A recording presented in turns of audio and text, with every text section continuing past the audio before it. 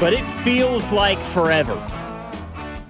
You'll understand that in more context coming up here in just a little bit. I'm going to explain to you what the last 4 or 5 days have been like for me. Big shout out to anybody that has to work outside, because it's miserable out there, man. After hours here on 96.5 The Fan, Logan Weber here with you alongside Blake Schnieders. He's going to be producing our program tonight. Full boat, 6 to 9 p.m. Stay with us here. 913-586-7965. That's the number to our text line. So much to discuss throughout the program tonight. Royals, a little bit of history made today at Kauffman Stadium. As we all know and love, Salvador Perez hitting number 317. We'll talk about that and so much more. But let's begin our show tonight with some big news from across the street. At least as of right now, it's across the street. The Kansas City Chiefs unveiling what I believe to be the first renderings of the new stadium now that we have an official location, right? We've seen what feels like 24 different renderings, but they were all of improvements to Arrowhead Stadium when that was still a possibility. But now that we know that the Chiefs are crossing the state line and going into KCK, we have our first official renderings of what they hope the new stadium will look like. First things first, you look at the first image that they put out, they make it known right off the bat that they understand the importance of parking, that they understand what the importance of the tailgating atmosphere of Arrowhead Stadium is, of what it means for Chiefs fans to be able to tailgate, right? The first shot is from the parking lot. It's a rendering, obviously, so not an accurate depiction, but from the parking lot looking toward the stadium, they've got the tents out in the foreground. You've got the cars that are parked all over the place. They understand how important the tailgating atmosphere is, and they threw it right there into the first photograph, the first rendering that they put out for everyone. You then go to the second image, which is kind of from inside the stadium itself. And boy, the roof looks weird. I'm not saying I don't like it. We'll see what it ultimately ends up being, but it looks to be entirely, I don't know if it's made out of glass, is that's the accurate term, or if it's just see-through. It's a clear rooftop, but I mean, you can see fully outside to what's happening on the exterior of what is obviously going to be a domed stadium that we all know. The actual stadium itself, it does appear eerily reminiscent to what Arrowhead Stadium looks like currently. I mean, that's kind of the big thing that stands out to me initially. It does still look a lot like Arrowhead Stadium does now, just in a new location. I don't know if that's a good or a bad thing. Like, do you want it to still look suspiciously like Arrowhead? Like, do you want to bring that over and play it up to the tradition of what the Chiefs have become known as with Arrowhead? Or would you rather kind of rip off the Band-Aid for the fans and just make it look completely different? I don't know what the right answer to that is. The third image is another inside the stadium look. Big Jumbotron on one end of the field. The suites, things like that, look very obvious from the third image. The Ring of Honor is going to be like at the top of the stadium from what I can see here with this rendering. It's not going to be in that sort of second bowl area that it's at now at Arrowhead. The new stadium, it's going to be literally atop the roof of the building, of the stadium now. From the outside, it does look kind of cool. I'm going to give a shout out to Dan Weinbaum. He is a coworker of ours. He works for our sister station, KMBZ. And he told me that he thinks it looks kind of like a Pringle, like the chip. And I'll be honest, it does. That is exactly what it looks like a little. I mean, it is sort of parabolic, I guess you could say. Yeah, word of the day for you guys. They don't, of course, have anything resembling, Arrowhead Stadium. It just says Chiefs Stadium on the outside of it. The parking lot looks massive according to the renderings, but how many parking spots it ultimately ends up being is going to be an interesting thing to find out, because we know what the parking situation looks like at the complex between Kauffman and between Arrowhead. Now that it's a standalone, how are they going to be able to maneuver this and put an adequate amount of parking into Arrowhead Stadium? Because I would argue they don't have that right now at the current Arrowhead, right? At the current stadium, they've got gravel parking lots that are way down there. They're throwing people down near the training facility, and you're having to... I remember one of the first games when I started working here and I was credentialed to come cover it. I ended up in a gravel parking lot wearing like dress pants and loafers, walking like 3/4 of a mile. I ended up with blisters all over my feet. Hopefully it's a bit better of a parking situation than what Arrowhead is now, which feels like a tough thing to ask because I really don't feel like it's that bad at Arrowhead, but I don't know, man. I'll say this. Every time we have to park on if we have to show up late, park on the gravel, I always call that parking in the back 40. Because you're making a hike if you're getting to the stadium. Now, I also have a slight gripe with the way they do parking at Arrowhead. I see a lot of open spaces, and they just try to shut those down and then tell people to go other directions. When then I walk by 15 open spots in a row, and I'm like, well, why couldn't you have just put more people over here? And you're trying to kind of space them out and whatnot. That's why we try to make our own parking spots sometimes. But I don't think they'll have a problem having any. Also, the word you were looking for, by the way, was a hyperbolic paraboloid. Paraboloid. Okay. There you go. Sure. That's the word of the day for the Pringle shape. Yeah, so they did release an article to go along with the renderings saying they're thinking over 20,000 parking spots. That's sort of the estimate that they're giving right now. For reference, currently the stadium complex, Arrowhead and Kauffman, has around 26,000 parking spots. So it seems like it's going to be a few fewer parking spots to have at the new stadium. If you're interested in carpooling, I would recommend that for you. I guess the design, the shape of the stadium itself, the roof and all the things, the paraboloid, as you called it. There you go. They had like audio engineers come in and put up different designs, different shapes, trying to experiment on what would create the best, maximizing the noise from the crowd, right? Because that's something that Chiefs fans in Arrowhead Stadium are so known for, is being the loudest stadium in the NFL. They've got the Guinness World Record for a reason. And apparently these audio engineers worked out a way with the size, shape, and roof geometry of the stadium to maximize crowd noise and give the Chiefs unparalleled home field. The bowl seating pays homage to Arrowhead Stadium, which is what we talked about as well. It'll also include a drum deck, right where they have the drum now to get things started before and after games. It's a transparent roof, which is what it appeared to be in the renderings. Allow for the visibility for military flyovers to still occur. Not going to be nearly as loud, obviously, but I don't know. Somebody in the text line says, it looks like they are going to load Arrowhead on a trailer and move it, then put a fancy roof on it. Yeah, kind of. At least that's what the inside looks like. The outside looks dramatically different. It looks much more modernized from the exterior of the stadium. But the inside, the seating, the bowls, the bowl shape of the seats themselves does look suspiciously like Arrowhead.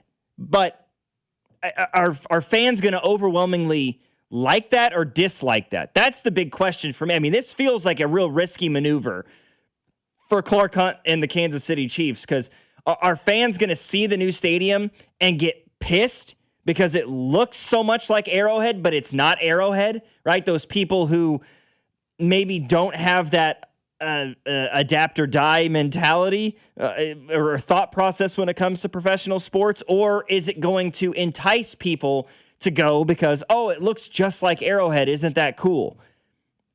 I don't know what the answer is over one. For me, I really have no feeling towards it one way or the other. I think it's kind of cool. I think it's kind of crappy at the same time. Like, hey, man, if you're going to move, just move.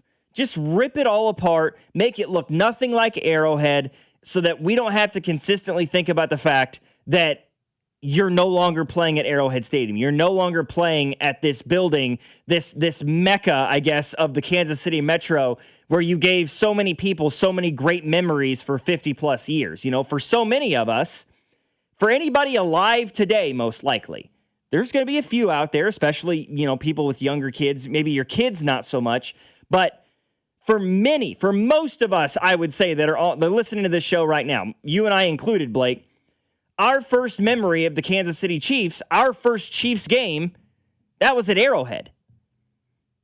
100%. And you're never going to be able to forget that. So, you know, 15, 20, 25 years down the line, when we take, you know, our kids, our nieces and nephews, little cousins, whatever, to their first Chiefs game, it's not going to be there.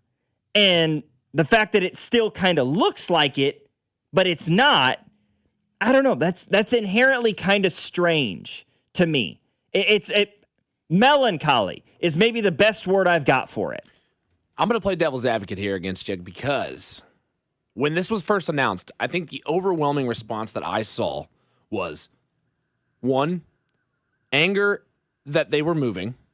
So that was already the risk in general. It wasn't the risk of how they're going to build the stadium. The risk was they're moving. That was the biggest one off the jump. Second one was when they started throwing out just ideas and like way too early prediction renderings. Everybody was like, this is an Arrowhead. That's not going to look like Arrowhead. It's not Arrowhead. Well, no, it's never going to be Arrowhead. So I do have a respect that I think maybe the Hunt family is listening to the public, because the fans are what built this organization in lockstep with the Hunt family. I mean, the overwhelming community support, the continual attendance over the years, good and bad. So the fact that they chose this rendering and said, hey, we want to maybe design it to look as much like the historic Arrowhead Stadium, because it's not just historic, it's not just nostalgic for us. It's one of the last historic stadiums still standing. Yeah, it's the third or fourth oldest stadium. I think it's the third oldest stadium in the NFL, behind only Soldier Field and Lambeau Field. Yeah.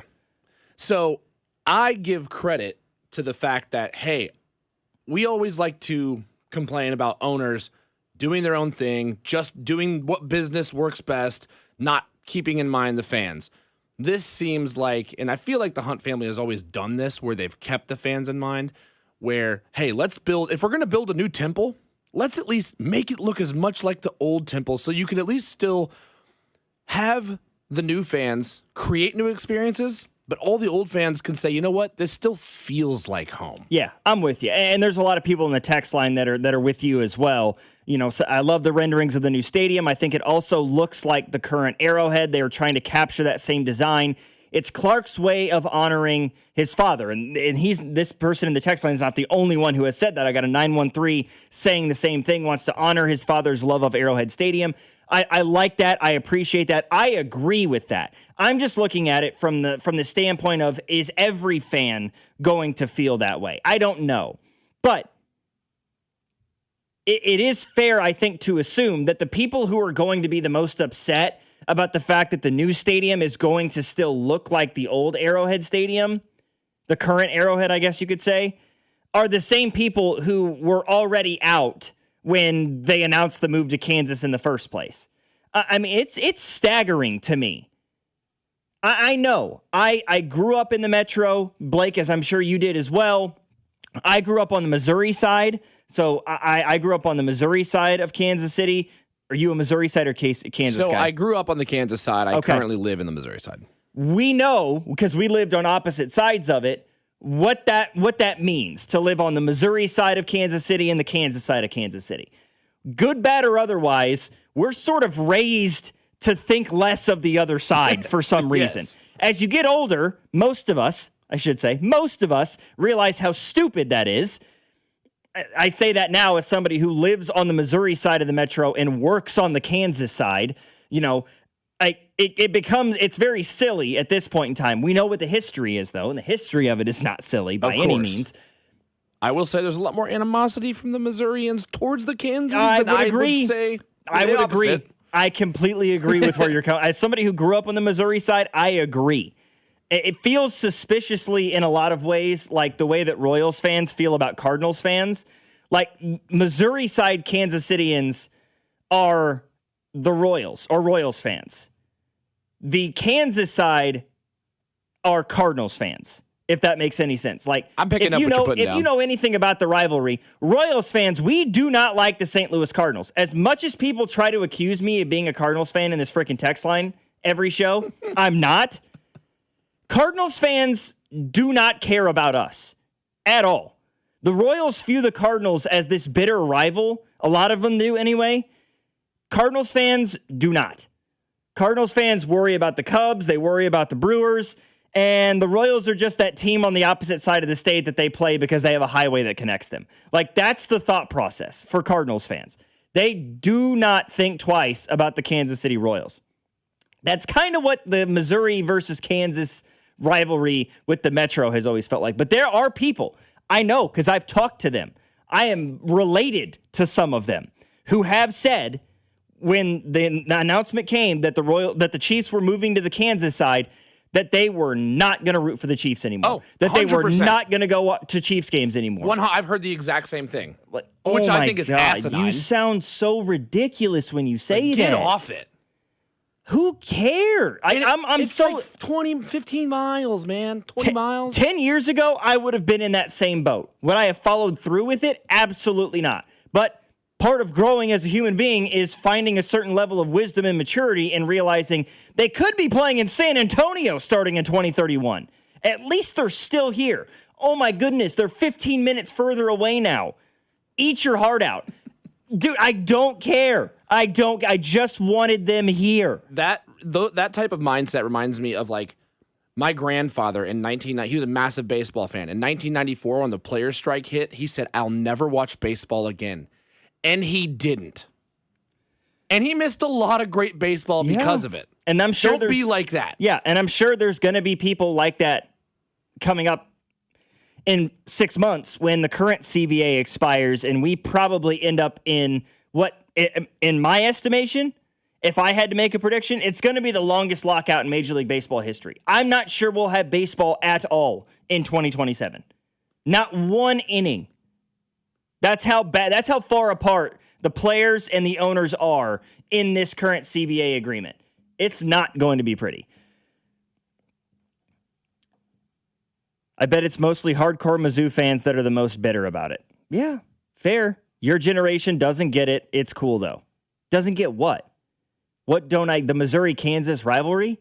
I absolutely get it. I got it. I grew up a diehard Mizzou fan in Kansas. I get it. I'm an Iowa fan, but I grew up in Missouri with 95% Mizzou fans. I know about the border war. I know about the Jayhawkers. I know about the massacre in Lawrence. The bloodshed. Yeah, I know about the Civil War. I grew up a giant history nerd. Like, I know what the history is. And as I grew up with parents who grew up here, I grew up with grandparents who grew up here. So, yeah, I'm pretty well versed in what it means, Missouri side versus Kansas side. But I can still sit here, even as a young kid in a young generation, and tell you it's kind of stupid. It is. And this is coming from a person that grew up on the Missouri side who will freely admit we were in the wrong. That's simple, folks. I'm going to leave it alone. Agree to disagree. We're not going to get to history here. But. I'm going to leave it alone from there. 913-586-7965 is our number. More coming up, including history out at Kauffman Stadium today. Salvi tying the legendary George Brett for a franchise record we have all been waiting to see. Let's talk about that next here on After Hours. Logan Weber, Blake Schnieders, 96.5, The Fan. You're listening to After Hours on your home for Kansas City sports. 96.5, The Fan. It's the summer sales event at Robside Ford. Your chance to upgrade without the stress. Robside joins me now. Rob, what's the offer? 0% financing, $0 down, and 0 payments for 90 days on nearly the entire Ford lineup. That's a serious summer deal. Sure is. And unlike your brisket last weekend, these deals aren't dry. Okay, that's fair. These savings are definitely juicy. And we're backing it up with 2 years of complimentary maintenance, a non-commissioned sales team, and top trade-in values. No pressure. No gimmicks at Robside Ford. The way car buying should be. We're Kansas City's top-rated Ford dealer, 4.8 stars, nearly 3,000 Google reviews, and a better experience from start to finish. So skip the smoke and the dry meat. This summer, start at Robside Ford. 135th and State Line or robsighc.com. 0% financing, $0 down, 0 payments for 90 days, and 2 years of complimentary maintenance. Robside Ford, buy right, drive happy. And next time, maybe stick to potato salad. Liberty Mutual customizes your car and home insurance. And now we're customizing this rush hour ad to keep you calm, which could help your driving. And science says therapy is great for a healthy mindset. So enjoy this 14-second session on us. I think you've done everything right and absolutely nothing wrong. In fact, anything that hasn't gone your way could probably be blamed on your father not being emotionally available because his father wasn't emotionally available, and so on. And now that you're calm and healing, you're probably driving better too. Liberty, liberty, liberty, liberty. What do parents think of back to school at Staples, where 24-pack Crayola crayons are just 50 cents? Staples has folders, notebooks, and pens at great prices. I'm smiling from ear to ear. It's the most wonderful time. Mom, I missed the bus of the year. It's a wonderful time at Staples, where school supplies start at just 25 cents. Staples. That was easy. Visit your local Staples today or shop online and in the app. Ends 9/12. Exclusions apply. Have you ever seen a drive-thru as less of a lunch option and more as a challenge? We can help. Just take it to Telly. Schedule your service at tellytire.com. You know how avoiding eye contact with people when your brakes screech makes it less awkward? It doesn't. But you can just take it to Telly. Schedule your service at tellytire.com. Dispatch, this is Mindy at CM Mo's & Sons Electrical, HVAC, and Plumbing. You know, you don't have to put off fixing plumbing problems in your home anymore. I mean, you could just ignore that clogged drain or visit cmmosandson.com to take care of your plumbing problems. CM Mo's & Son, license 205366. T-Mobile has an exclusive bundle for customers 55 and up. I'm Sarah Bowl. Yeah, I'm Frank Bowl. A reliable network is key for us. And with T-Mobile, it's been wonderful. And going to the 55 plus plan saved us so much money. A lot. And that's important. Trying to keep costs down. The home internet's been perfect. It's fast, it's quick. The setup was so easy, it took less than 15 minutes. It was like, ta-da! If you want simplicity, coverage, reliability, you want the whole package, T-Mobile has it. Right now, T-Mobile customers 55 and up can get 2 phone lines on America's best network, plus America's fastest 5G home internet for just $30 each. $30 per month each line with autopay plus taxes and fees. Minimum age 55. Pricing for home internet rely on 2 lines of Essentials Choice 55. $35 connection charge per line required. Best mobile network and fastest 5G home internet based on analysis by Ookla of Speed Test Intelligence Data 2H 2025. All rights reserved. Tonight, expect partly cloudy skies with a low of 67. Weather brought to you by Duke's Mayo. Welcome to Duke's Mayo Country, where the mayo is so smooth and creamy, it makes every bite better. Duke's Mayo. Look for the yellow lid. You already listen to 96.5 The Fan, but are you following us? Our Instagram is loaded with show clips, breaking news, mock drafts, and content you can't get on the air, like Thy Royal Decree and Chiefs Take Tuesday. Go to Instagram, search for The Fan 965, and hit that follow button. If you don't do this immediately, Dusty has threatened to do a photo shoot in a bathing suit.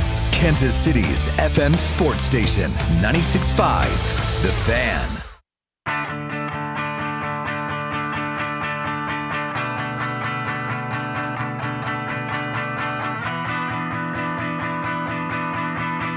Somebody in the text line was asking whether or not the roof, the new dome of the Chiefs Stadium is going to be retractable. No. It is a fixed, permanent dome on top of the stadium. Apparently, it's being made It's going to have ETFE panels. I'm going to say right off the bat, 913-586-7965 text line. No judgments whatsoever for the way that I'm going to try to pronounce this just now. Okay? I'm trying to get you guys informed. I'm going to butcher this name. It is just it's wildly scientific. I'm going to butcher it, but I'm going to try my best, okay? No laughing at me, no judging me in the text line. It's ETFE panels, which stands for ethylene tetrafluoroethylene panels. I think I said that right. Did you say tetrafluoroethylene panels? Tetrafluoroethylene panels. There you go. Yeah. I have no idea what that is. Second vocab of the day. We're getting after it, dude. Yeah. What was the first one? Hyperbolic paraboloid. Paraboloid. That's what we were going for. My goodness, we're throwing out all the big words, all the big ones. Okay. If you're playing Wordle tomorrow, look out for those too. Okay. It's a lightweight, highly durable alternative to glass. So it's not glass. It just looks like glass. Apparently, they use it a lot for like protective coatings for solar panels. They, according to Google, they offer excellent light transmission, weather resistance, and they even have self-cleaning properties. How the hell does an inanimate object clean itself? How does that work? Nope. I don't want to know. It's glass with some oil in it. Yeah. All right. That person probably has a lot more, has a better idea than I do. I would assume. Is it just me, or did they put a lid on an old stadium photo of Arrowhead 1 and called it Arrowhead 2 with more video boards? Well, technically they haven't called it Arrowhead 2. It's just called the Chiefs Stadium as of right now. That's going to be another question. That's going to be another. Will they transition it? Can you continue to call it that? Because right now, technically, it's Geehaw Field at Arrowhead Stadium. Geehaw, baby. I think most people refer to it as GEHA Field, but I like yours a little bit better, honestly. Mine's a little bit more Midwestern, you know. I like it. Geehaw. I like it. But yeah, that's going to be another, when that announcement comes out, that's going to be another polarizing story. The decision to either continue the name Arrowhead Stadium at the new location, that's going to be, I think, a polarizing decision. People are going to love that or hate that. Same way if they just do away with it entirely. People are going to feel like it's stripping some of the Chiefs' legacy away, and they're going to have people that hate it regardless. That's where we're at. You know, people were going to hate it if they stayed at Arrowhead. People hate it now that they're leaving Arrowhead. People hate the fact that it's a dome. I'll admit I'm one of them. I don't hate that it's a dome. That I should preface. I don't hate that it's a dome. I hate that it's a permanent dome. I hate that it's not a retractable roof. I hate the fact that you can't just open it up and say, all right, hey, we got the Chargers coming to Arrowhead in January for a divisional round game. Open it up. We're going to make it 4 degrees and we're going to make these guys miserable. Can't do that anymore. I'm also excited. I mean, I would be excited. Because that's the other, I'm thinking about it from the standpoint of like the current Chiefs playing in it. Mahomes is going to be 36 years old when this stadium is built. Like, how much Mahomes are we going to get at the new stadium? I don't know. I am a traditionalist, Logan. And as a kid growing up playing the game that I love, playing in mini turkey bowls, playing outside with my friends, playing in all sorts of weather and all sorts of times of the year. Football is an outdoor game, and it is meant to be played in the weather. Yeah, I agree with you wholeheartedly. And the conditions need to play a factor. People don't understand how much advantage and or disadvantage weather gives you, and can you rise above that? You know how Do you know how much of an advantage it is when it's... I was at that Miami game with my mom. We toughed it out when it was negative 10 degrees. Do you know how big of a deal it is when you hit somebody in 0-degree weather, negative 5-degree weather, and they just quit? Yeah. They're like, nope, I didn't sign up for this. This is too cold. I'm done. That hurt. Yeah, And that is exactly what Miami did because of the weather. I could name that moment in my own life verbatim. State semifinal game, my sophomore year in Class 2. We're in Jeff City playing Blair Oaks. And it was 7 degrees outside. 25-mile-an-hour wind. I love it. Wind chill was like negative 11 that day. I was on the kickoff team trying to break the wedge.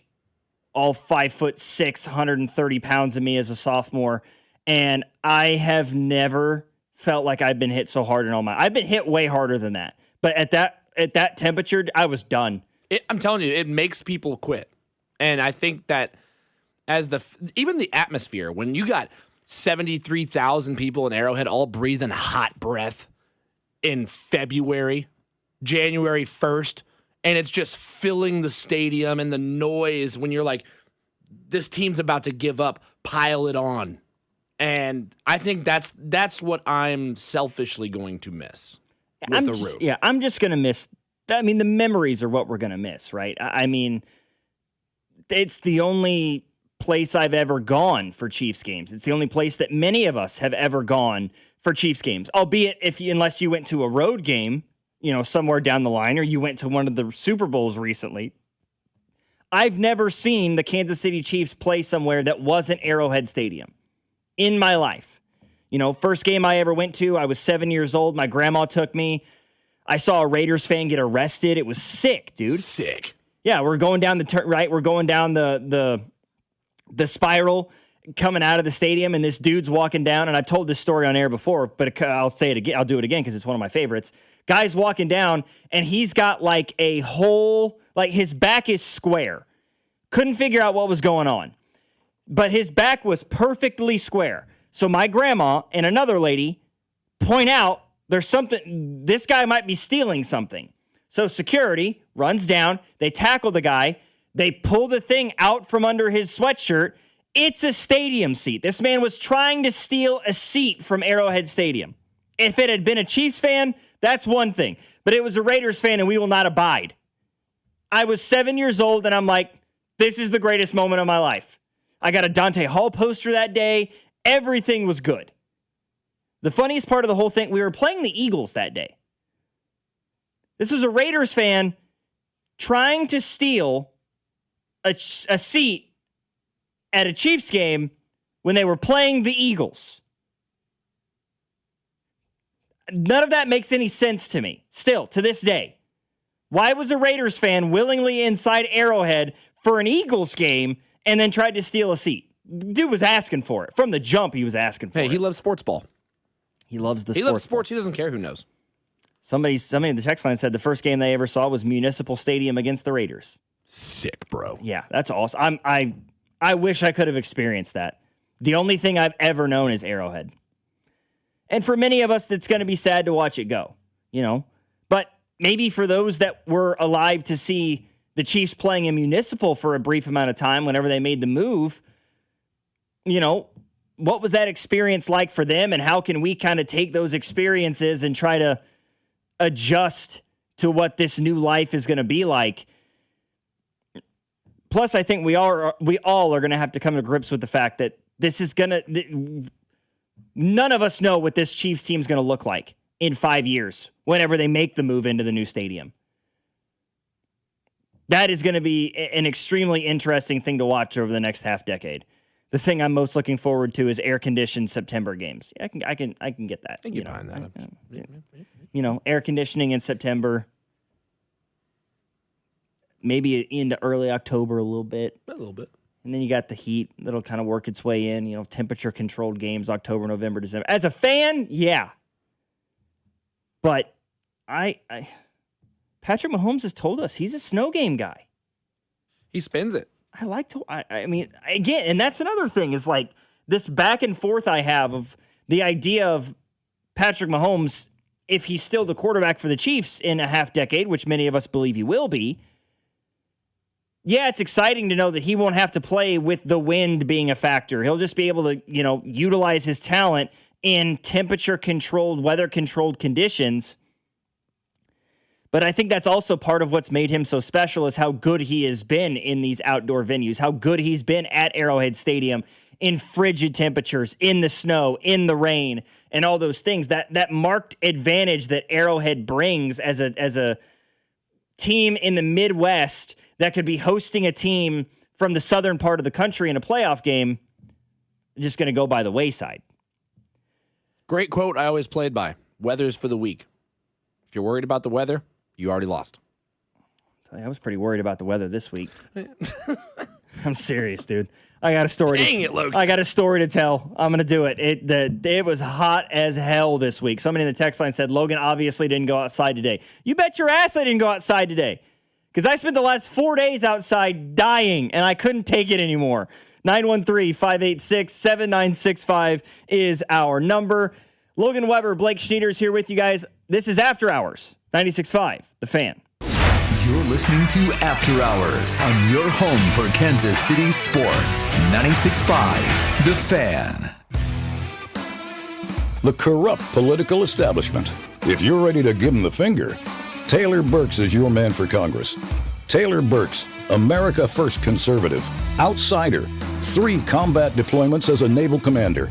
Taylor Burks will stand with President Trump against rhinos and the corrupt establishment. In Congress, Burks will always put America first.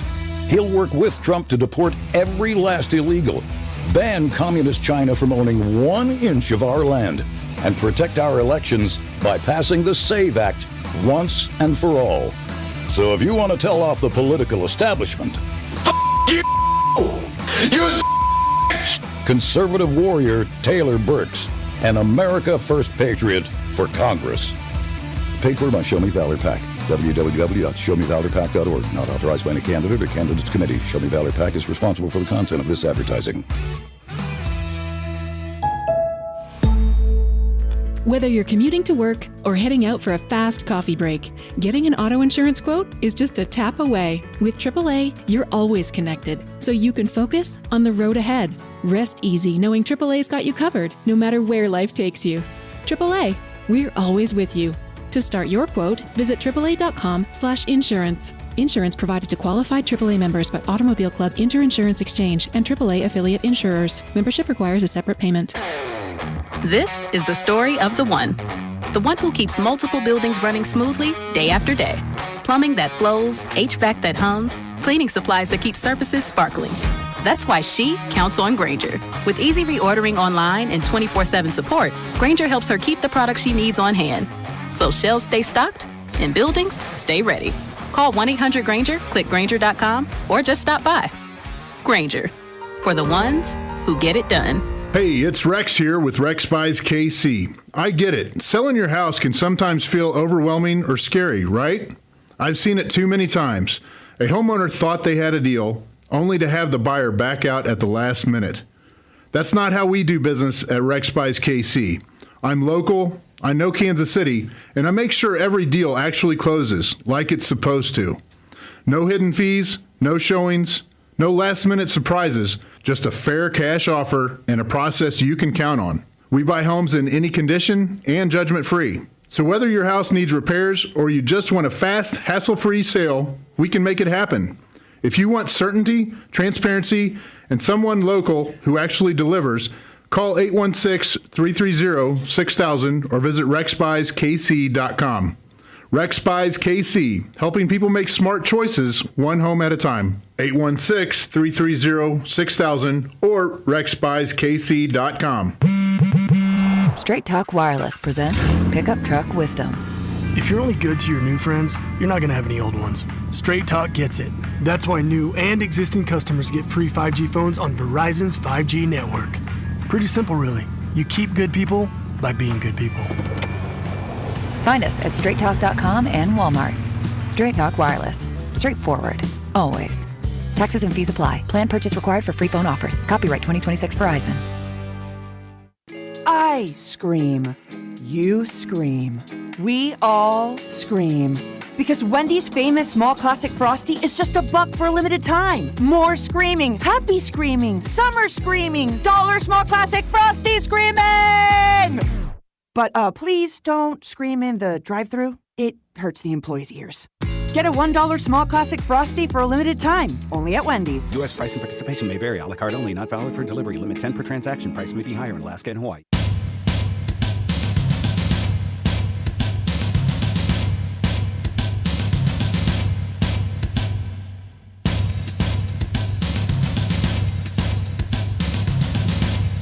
I know I'm typically a person that takes nothing seriously. I laugh and joke, self-deprecate quite a bit. But let me say I'm super serious as I say this. As serious as I can possibly be. For people that work in construction, whether it be like building homes, whether it be like lawn care and landscaping, or like whatever you do, if you work in an outdoor setting, I could not do what you do. I am way too soft an individual for that. So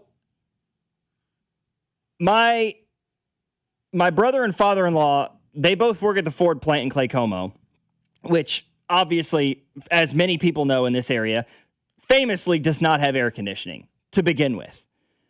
On top of that, like when they have free time, these dudes are always doing something.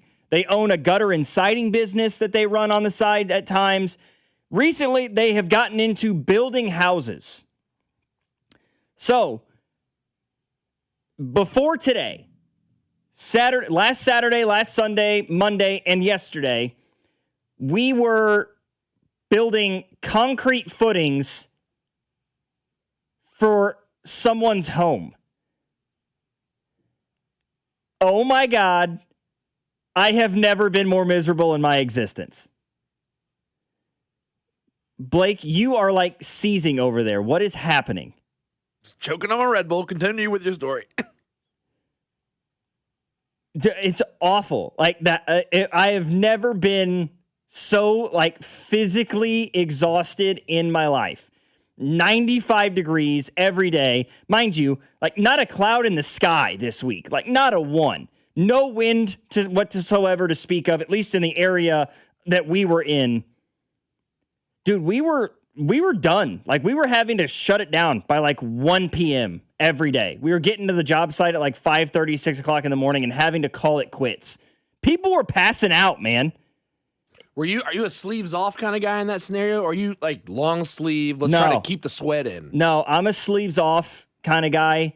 I generally don't. I react pretty okay to the sun. I tan pretty well, so like sunburn was not like a major concern for me. I burnt like the first day on my shoulders, but after that I was fine. But it just a miserable hot, dude. Like 95 degrees, 90% humidity every day, no wind at all. We're trying to build footings for like concrete, for like the framework for the foundation of a house, lower bowl, and then the foundation for the garage. Oh my God.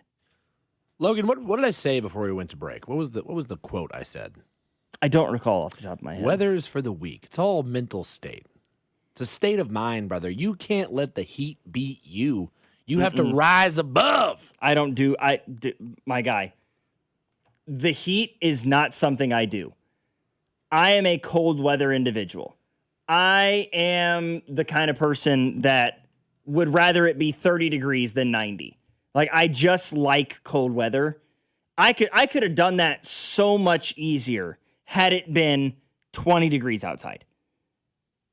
The heat, I just don't do it well at all. And for these people that are doing this outside all the time, absolutely unbelievable. Somebody's asking me if I have soft hands. Pause. Whatever that rest of that sentence is, no, I don't want to hear it. I love this, Logan. You don't hate the pay. I hate the work, man. I just hate it. Oh my God. And I'm sitting there looking at my brother-in-law, and my father-in-law, like, you guys do this willingly? I'm used to my office chair and my nice temperature-controlled studio here and my air conditioning. I've gotten soft in my old age. I don't know what to tell you. So for a summer, I worked here in Mission Hills, and worked for a pool cleaning company. It was really just me and two guys. And so we were out there every day during the summer from start to finish. Those were long days, and you're lugging around 100 pounds of equipment in and out of the truck, out of the truck bed. And like you'd think, oh, well, you can just hop in the pool. No, we weren't hopping in the pool. We were cleaning the pool. You think the owner of the house just wants to walk outside and say, oh, hey, can you pass me that floaty? No, it was hot, man. But you just had to kind of grit through it. I couldn't get over it. Now you have the benefit of working with your family, so it's a little bit, you guys can all come to agreement. Yeah. My boss was like, yeah, the day ends at 5, so yeah, good luck, boys. Brother-in-law took a tumble, like straight up passed out one day, and we're like, yeah, I think that'll do it.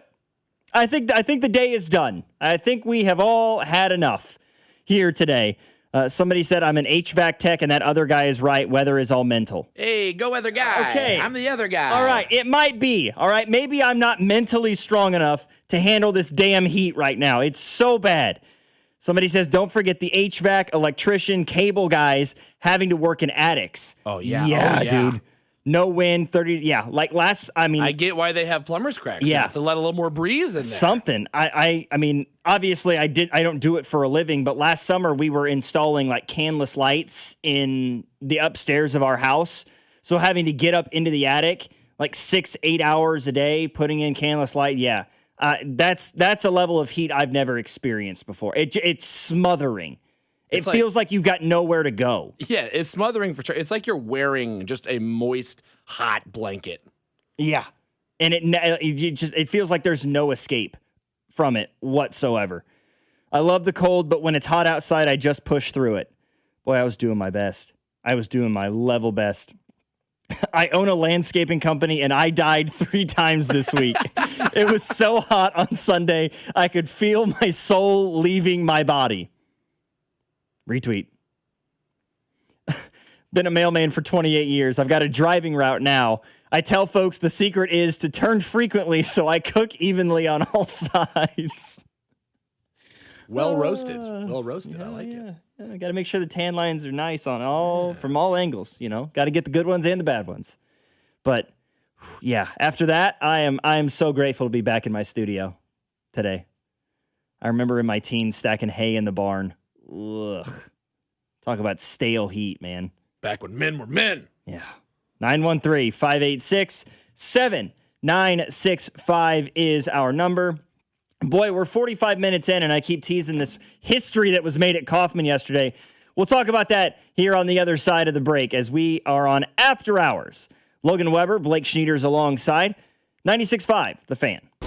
You're listening to After Hours on your home for Kansas City sports. 96.5, The Fan. America is turning 250 this year, and Circus Sports is celebrating by offering all users in Missouri $250. Dane Hughes here, and for everyone in Missouri, all you have to do is deposit $250 on your Circus Sports app. Then play through that deposit. Once you do, Circus Sports will reward you with $250 right in your account. This is available for everyone in Missouri, new and existing users. Celebrate 250 years and find out more at circusports.com today. Must be 21 or older in Missouri. Gambling problem, call 1-800-GAMBLER. Baseball season is in full swing, and that means the summer heat is coming. The guys at Climate Control have been serving KC homeowners for over 35 years, and they know how to get your cooling system ready to handle our scorching hot summer weather. Stay cool and comfortable this summer. Call Climate Control today at 816-265-2830. 816-265-2830 for all your cooling, heating, and plumbing needs. Don't wait. Visit ClimateControlKC.com today. Climate Control Heating, Cooling, and Plumbing. Is anyone paying attention to rural Kansas? Everything costs way too much, and the politicians in Topeka keep siding with big tech and give a thumbs up to these massive data centers. We need someone who will fight for our farmers and ranchers and all the working people of Kansas. Vicki Schmidt is running for governor. She's the insurance commissioner who is laser focused on lowering costs and taking a stand against these out-of-state tech companies. Vicki's running mate is Joe Newland. He's the former Kansas Farm Bureau president who has spent his career farming himself and advocating for our rural communities. Vicki Schmidt and Joe Newland will fight tirelessly to protect our land, water, and way of life. That's why the Kansas Farm Bureau has endorsed Vicki and Joe. Finally, someone who has our back. Vicki Schmidt and Joe Newland for governor and lieutenant governor. Defend US PAC paid for and is responsible for the content of this advertising. Dustin McIntyre, Treasurer. Not authorized by any candidate or candidates committee. DefendUSPAC.us. All right, it's officially the most wonderful time of the year at Staples. They've got back-to-school supplies as low as 25 cents, up to 40% off select tech, 20% off for teachers, and more. Check out all the deals at staples.com/back-to-school. Staples, that was easy. And Doug. Limu and I created a trick to help you remember that you can customize your car insurance and save with Liberty Mutual. You see, the shirts Limu and I wear are yellow, and yellow is the color of lemons, and lemons grow on trees, and trees provide oxygen, and oxygen helps us breathe, and breathing is how you live, and you can live more life when you save money by customizing your car insurance. I agree, Limu. It's really quite simple. Only pay for what you need at libertymutual.com. Liberty, liberty, liberty, liberty. Someone had a birthday. Yep, 50. Can't believe it. 50 years of wisdom. Great segue. We have a health reminder from the CDC. Pneumococcal vaccination is recommended for adults 50 or older. Says here, we're over 6 times more likely to be hospitalized with pneumococcal pneumonia than adults under 50. I don't love those odds. Same. Look what I found. Pfizer's Prevnar 20 is proven to help protect adults against pneumococcal pneumonia and invasive pneumococcal disease in just 1 dose, and millions have already gotten it. Continued approval may depend on a supportive study. Don't get Prevnar 20 if you have a severe allergy to its ingredients. A weakened immune system may lower your response. Common side effects include injection site pain and swelling, fatigue, headache, muscle, and joint pain. For full prescribing information, please call 1-855-213-2138. Visit Prevnar20.com or talk to your doctor or pharmacist. I'm on Prevnar20.com now, scheduling my appointment. Good idea. And happy 50th. You're listening to 96.5 The Fan from the DM Injury Law Studios. Mike's got this. Car, truck, or motorcycle wreck? Remember, Mike's got this. 816-888-7500. Mike's got this.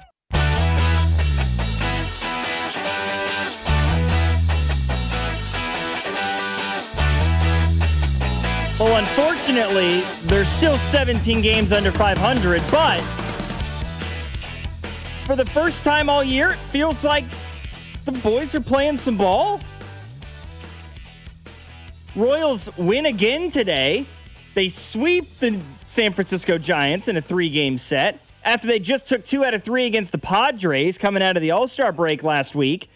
They're 5-1 since the All-Star break. Today's victory was 5-4.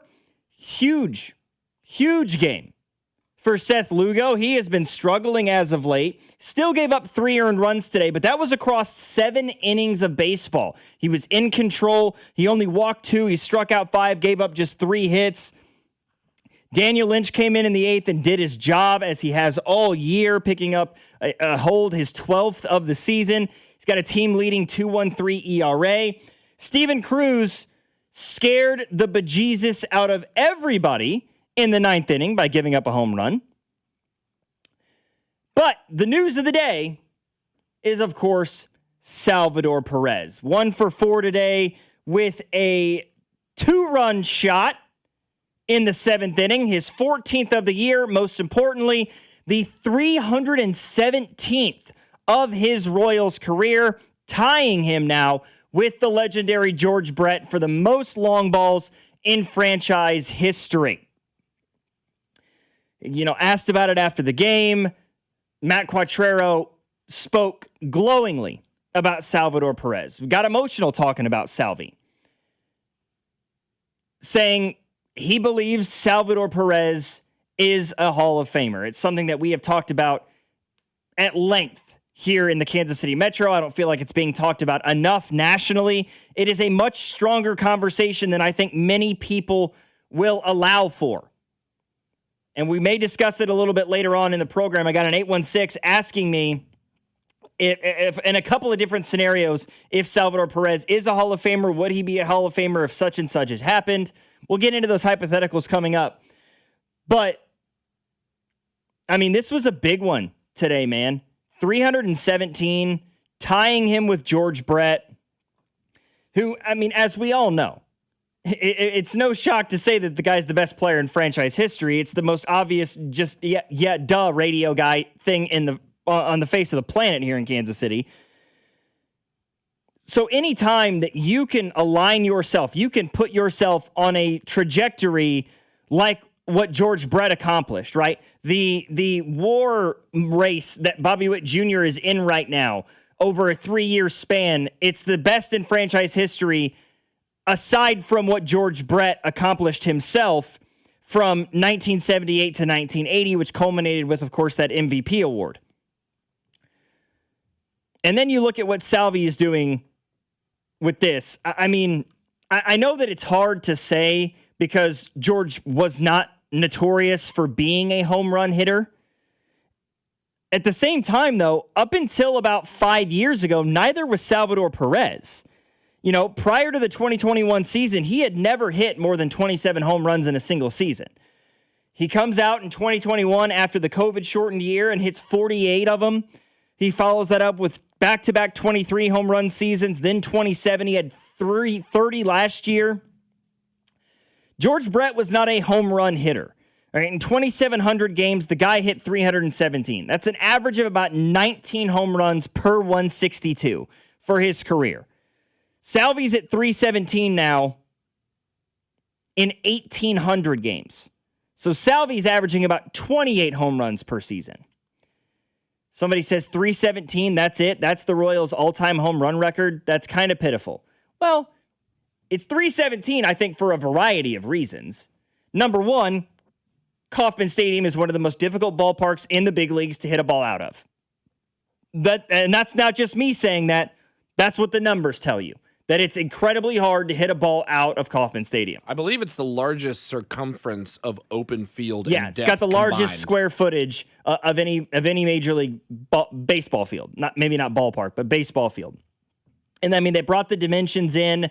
We'll find out at year's end how much that really helped. We may have to see how it works out over the next 3 or 4 years to see if it actually made any big difference, because this year is sort of this feels more like a correlation, not a causation kind of an argument for this year. But to say that, I mean, that's all. It's hard to hit a ball out of Kauffman, number one. Number two, it's been very few and far between for guys to stay here a long time. Like, pretty easy for guys to hit. I mean, no, I shouldn't say pretty easy. That's the wrong way of saying it. I'm saying it's easier for guys to hit 600 home runs in a Yankees uniform because the Yankees are shelling out dough. You know, Hank Aaron was in Atlanta for his entire career. You know, it's just one of those things that I think by saying that's pitiful is that's not totally fair, because I feel like there's a few extenuating circumstances that make that number lower. It's hard to hit home runs out of Kauffman Stadium regularly, and it's been incredibly hard for the Royals, especially in the last 25 or 30 years, to keep guys here for the long haul. Well, there's multiple factors. One, every ballpark, obviously, as we know this, has different dimensions. You said it's easier to dish out money for big name players, and they can hit 300, 400, 500 home runs in Yankee Stadium. Yankees also play in a Little League field. Yeah. So that is one thing. In Boston, you have a lot of big home run hitters up in Boston throughout the career. They have the shortest right field porch, or that pesky pole. So there's different dimensional factors. Okay, yeah, you can say the Green Monster, but the Green Monster, plenty of people have hit it over the Green Monster. Not a big deal. It's tall, but it's not shallow. It's shallow. And they got a really shallow right field with an incredibly low wall. The other thing you have to factor in is because Kauffman was made the way it was, Kansas City historically has structured their teams to play in Kauffman, which means you have to have fast outfielders. You're going to play to hit into the gaps in the outfield, and you're not really necessarily looking to smash it out of one of the biggest ballparks. You're trying to get guys on base. You're going for athleticism. It's the way that they've structured their entire teams throughout the years. Yeah. Then on top of that, you add in money. You add in smaller market teams, mid-market teams, whatever. Keeping guys here. All of those things play a big factor. So, yeah, 317 doesn't sound super impressive when you've got guys that Barry Bonds in San Francisco, and you've got Willie Mays, and you've got all these other, Hank Aaron and Babe Ruth and all these guys. But for Kansas City, that's a good number. Yeah. And the fact that you've only ever seen one person sniff it, of all the great players that have come through Kansas City, should tell you something. So I think it's probably on the lower end, and we'll talk more about this here on the other side of the break. We got to get to it, but we'll continue to talk Salvador Perez. A fan got absolutely screwed today. I want to discuss that. We've got injury news with the Royals. None of it good, but they made a trade today. Will it matter? Probably not, but we're going to discuss it anyway. Logan Weber here with you alongside Blake Schnieders. You're listening to After Hours on your home for Kansas City Sports, 96.5, The Fan. You're listening to After Hours on your home for Kansas City Sports. 96.5, The Fan. What's up, guys? It's Drew. Look, let's be real for a second. When it comes to performance, good just isn't good enough, just like the teams that we cheer for. And that's exactly why Blue Chew raised the bar for you. Introducing Blue Chew Gold, the revolutionary 4-in-1 upgrade that targets both your brain and your body. Blue Chew Gold dissolves right under your tongue and starts working in as little as 15 minutes, so there's less waiting, more confidence, and a whole new level of readiness. And I've told you before, confidence is key. You know it the same as I do. Get started today at BlueChew.com and see why millions of men trust Blue Chew. Now, with a gold standard upgrade that's changing the game for good. It's not just about function anymore. It's about total performance, both physical and mental. They're turning bedroom performance into an Olympic sport. So go for gold. Make life easier by getting harder and discover your options at BlueChew.com. There's a special deal for you there. Get 10% off your first month of Blue Chew Gold with code KFNZ. That's promo code KFNZ. Visit BlueChew.com for more details and important safety info. Conservative, family man, author of The Bald Plan to Reduce Property Taxes. Listen to Scott Schwab. Property taxes are killing Kansans, but one day it hit me. BALD. BALD stands for Better Affordable Living by Decreasing Property Taxes. And it's the only detailed plan. Schwab's BALD plan means voter approval for property tax hikes, refunds for unfair assessments, and tax relief for seniors and working families. Listen to Scott Schwab. I'm focused on reducing taxes for Kansans. You should keep more. My BALD plan makes sure of it. When I'm governor, we'll get it done. Finally, a governor with a good head on his shoulders. Author of the BALD Plan to Decrease Property Taxes. Conservative Republican Scott Schwab for governor. Visit scottschwab.com/bald to learn more.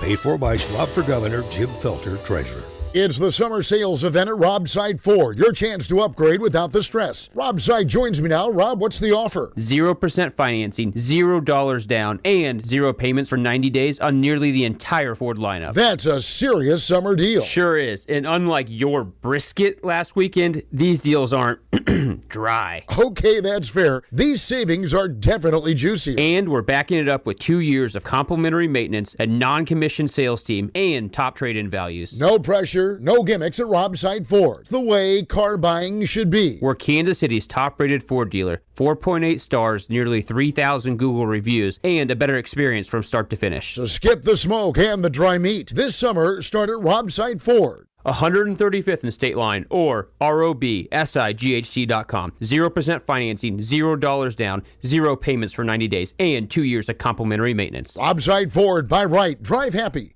And next time, maybe stick to potato salad.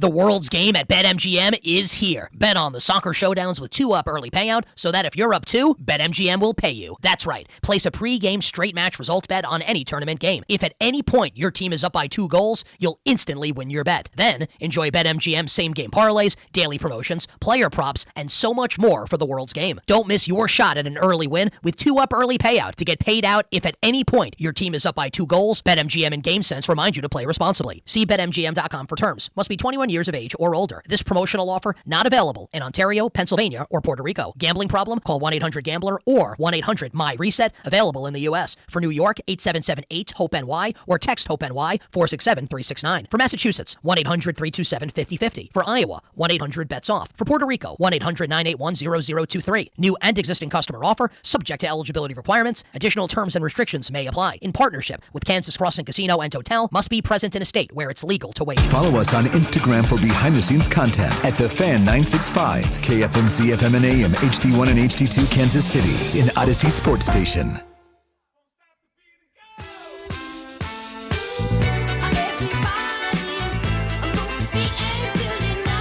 Salvador Perez goes yard this afternoon. Number 317. He's now tied with George Brett for the most home runs by a Royals player in franchise history. And somebody in the text line said that that's kind of pitiful, that that's the all-time home run mark. Well, I mean, so just looking at some of the other teams around Major League Baseball, like the Toronto Blue Jays, Carlos Delgado is their all-time home run hitter with 336. Cal Ripken of the Orioles, 431. Evan Longoria is the Rays' all-time home run hitter with 261. Give the Rays a little bit of a reprieve because they haven't been a Major League franchise all that long. I mean, obviously, like the Red Sox with Ted Williams and the Yankees with Ruth, okay, yeah, they're outliers. Jim Tomei is the Guardians' all-time home run hitter with 337. At least this is, that was as of 2020. I don't think that Jose Ramirez has passed him yet. No, so Jose's got 295. So he may pass Jim Tomei at some point. Salvador Perez and George Brett at 317 apiece. Al Kaline with the Tigers has 399. So yeah, the Royals are certainly on the lower end of things. Mark McGwire's the A's all-time home run hitter, 363. Juan Gonzalez with the Rangers, 372. Giancarlo Stanton with the Marlins, 267.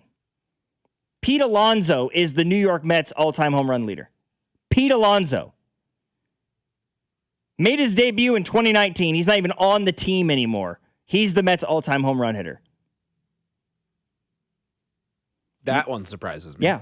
Nationals all-time home run hitter, Ryan Zimmerman, 284. Big Zim. Ryan Braun with the Brewers, 352. So the Royals are not that much lower than, some of these are just astronomical compared to others, right? Like you can't say that the Royals is pitiful when all you're looking at is the Red Sox and the Braves and the Yankees and the Giants with Willie Mays. Like it's hard to say that. I mean, the Padres all-time home run hitter is Manny Machado with 194. That's it. Like, it's not as low as you think it is. But Salvi with 317 yesterday. I hate to say it. I hate to break this news to you, Royals fans. You're probably not going to be seeing it happen at Kauffman. He's not going to break the record at home, I don't think. Because after today's game, finishing up the sweep against the Giants, the Royals are now in the midst of a 10-game road trip starting tomorrow. 4 games on the road in Detroit, followed by 3 games at home on the road against Minnesota, and then a 3-game road trip in Colorado against the Rockies. 10 straight games on the road. But so many people today got to see him hit 317. Wish he'd have done it yesterday because I was there. I was at Kauffman yesterday. We all waited around. It got to be about the 7th inning, and we had sort of lost hope. We were actually headed to the exit in the bottom of the 8th inning when Salvi came up to the dish for the last one. Of course, didn't hit the long ball, so we're like, well, at least they won. You know, they held on for dear life in the 9th inning, as has been the case all year with the 7.33 ERA that this team has in the 9th. But they got the win, but Salvi didn't go 317 yesterday. He does it today. And I have to say, while I understand the premise behind arresting the individual who jumped into the fountain today to get the ball. I get it. I do not fault the person, first of all, for jumping into the fountain to get the ball. Oh, not at all. I do not fault the law enforcement officers or the Royals for having that rule in place that hey, if you jump in the fountains, you're getting arrested. It's a safety rule. It's a serious safety rule. I mean, so many things can go wrong in that water. With all the electricity that's just pouring through that, yeah, one loose wire and, oh my goodness, somebody has died at Kaufman. Yeah, I get it. But come on, man, you gotta... The guy goes out, he goes all out, he jumps into the fountain, risking life and limb. Wearing a Salvador Perez jersey, mind you. To get that ball, he gets out, he knows what's coming, everybody knows what's coming. He jumped into that water knowing what was going to happen. He was going to get arrested. You took the ball from him too? You can't let him have that one thing. Like, arrest the guy, absolutely, ban him from the stadium, whatever.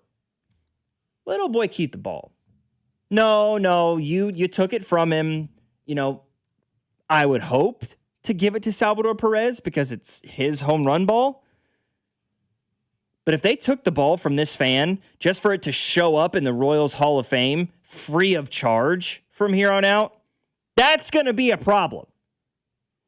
Boo! Yeah, you and I were talking about this before the show, and we were both saying the same thing of like, this seems kind of like a shiesty way to not have to approach that fan and maybe offer some sort of compensation. Like, I really hope that's not what happened. I hope that's not what happened. Maybe that's just is this something they do all the time? Do they always take the ball for somebody who jumps in? I haven't heard of it before, but it's not always a milestone. So it's not necessarily a story that we always follow up on. I've seen plenty of people jump into the fountain. They always get arrested. Again, we have no problem with that. That's the rules. Yeah, we don't know ever if they get to keep the ball. I've never even asked that question, but now we know this fan didn't get to. So it seems a little un-fan appreciative right there. Let the man at least either have the ball, offer him some sort of compensation, which I'm sure he would willfully accept. Because, again, the guy is clearly a Salvador Perez fan. I'm sure he would want Salvi to have that ball. It just did. It was left kind of a sour taste in our mouths. Somebody said, guys, he gave that ball to my boyfriend's son. They got to meet Salvi after the game in the clubhouse. The reports are that stadium security took the ball from him. Yeah, I don't know if I believe this texter here. So how are both of those things happening? I hope they don't compensate him. You shouldn't be rewarded for trespassing. They allow you to bring a net, I believe. Did you see where that ball landed? You'd have had a hard time getting a net to it. It's a big net. Bad take. See ya. Bye. What's so bad about it? Arrest the guy. Yeah.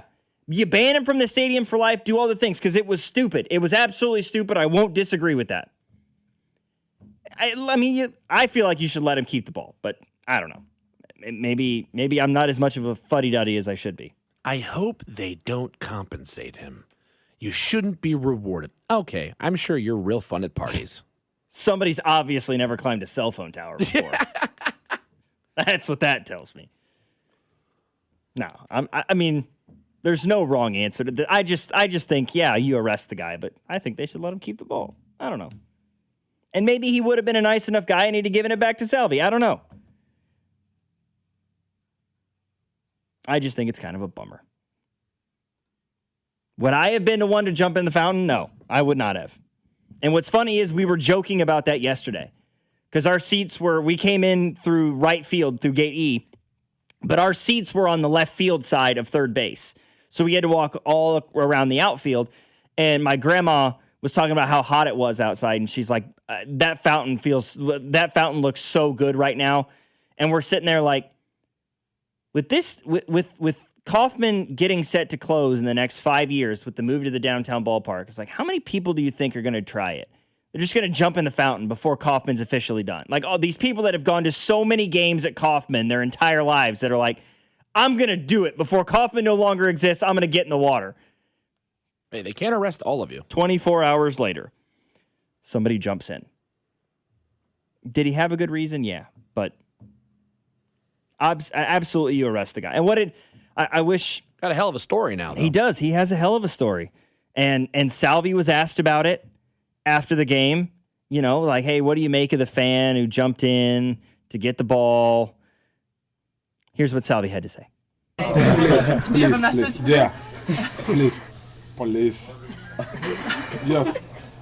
Just take care of the jail, please. Okay? And send him home. If I was saying, I maybe jumped up and try to get that ball. So please. And thank you for the hard work and try to get that ball. Police, take him out of the jail and send him home. I love it. I love it. He said, hey, if it would have been me, I'm jumping in too.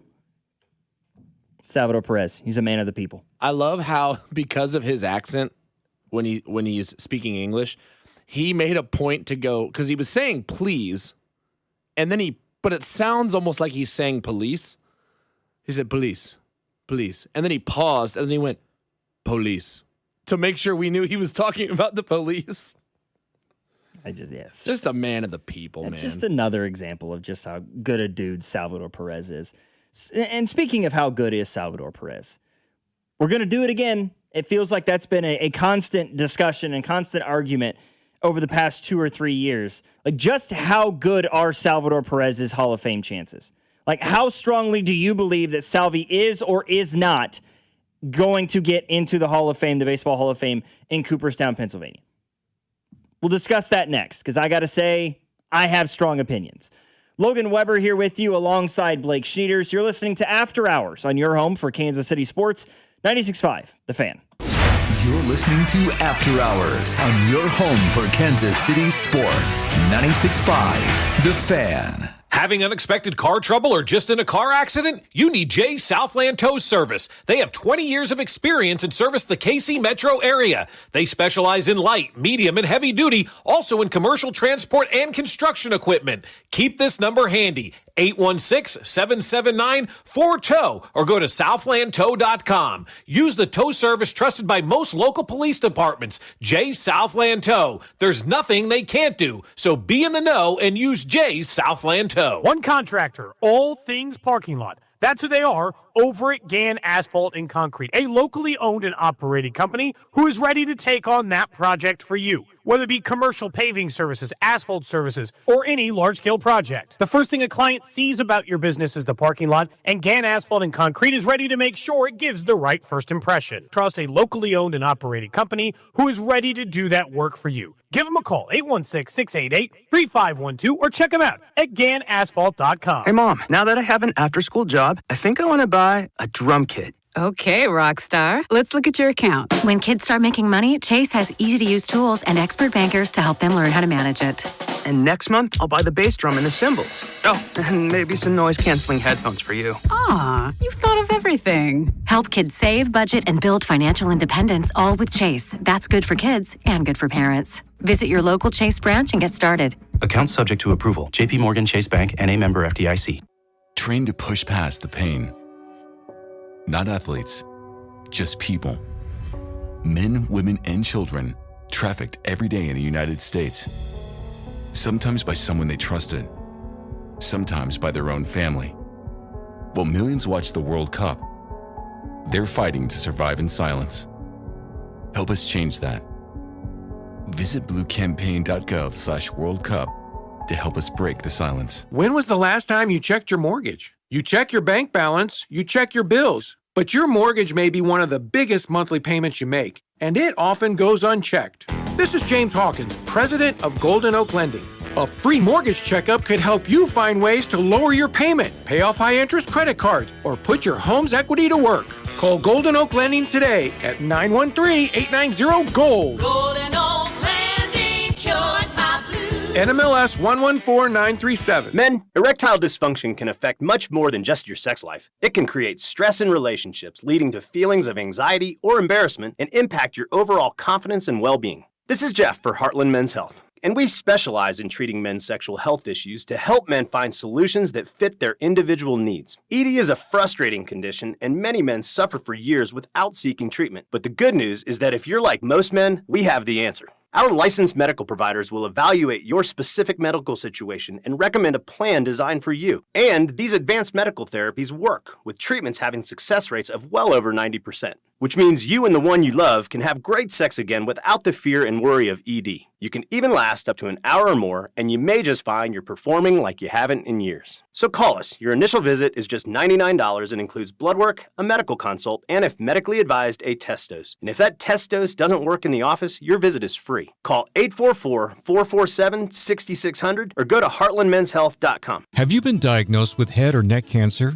At Kansas City Proton Institute, we're delivering the future of cancer care with state-of-the-art proton therapy right here in KC. Proton therapy means increased precision, reducing side effects like dry mouth, difficulty swallowing, and the loss of taste as compared to conventional radiation. If you've been diagnosed, don't wait. Get your second opinion today and see KC's largest, most experienced proton therapy team. Visit kcpi.com. Kansas City Proton Institute, where you see the best in KC. Hey, what's going on, guys? It's Mac Maury, and I wanted to let you know that I've started a new social media series called Mac's Minute. Real original, right? It gets released every Monday, Wednesday, and Friday on our station's Instagram and Twitter accounts, plus YouTube Shorts. I'll give you my best take in 60 seconds on the biggest stories in sports and Kansas City. Make sure to follow on Instagram and Twitter, and subscribe on YouTube. Watch Mac's Minute every Monday, Wednesday, and Friday on our social media platforms. This is Kansas City's FM sports station, 96.5 The Fan.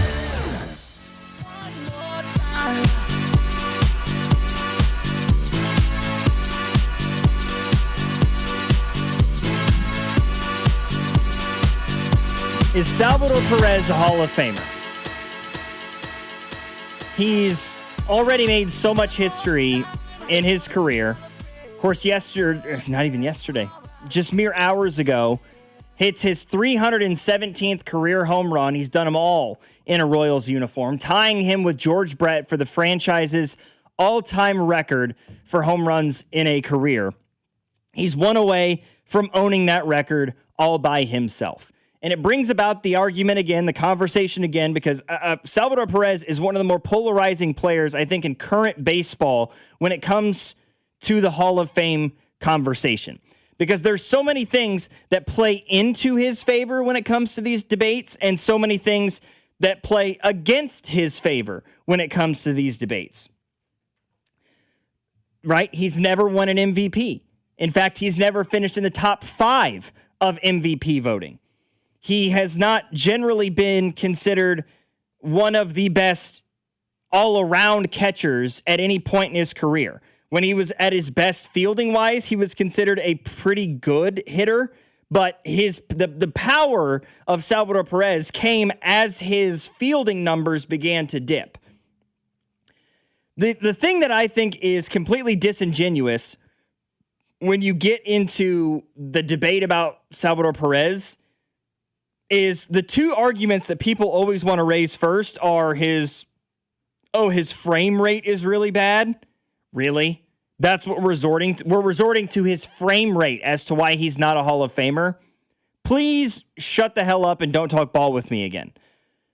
Or number 2, well, his WAR is not very good. Wins above replacement is an unfair statistic for an unfair game, in my opinion.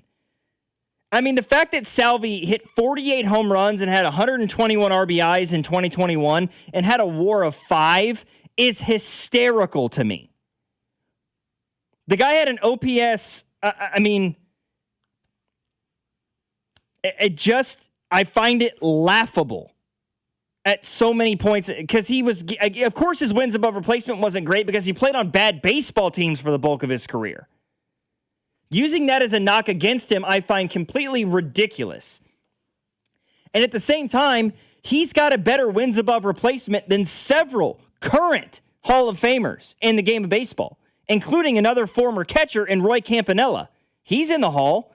Salvi's got a better WAR than he does. Why is he not in consideration for it? The guy has 316 home runs and over 1,000 RBIs in his career. There aren't very many catchers that have that mark in their careers.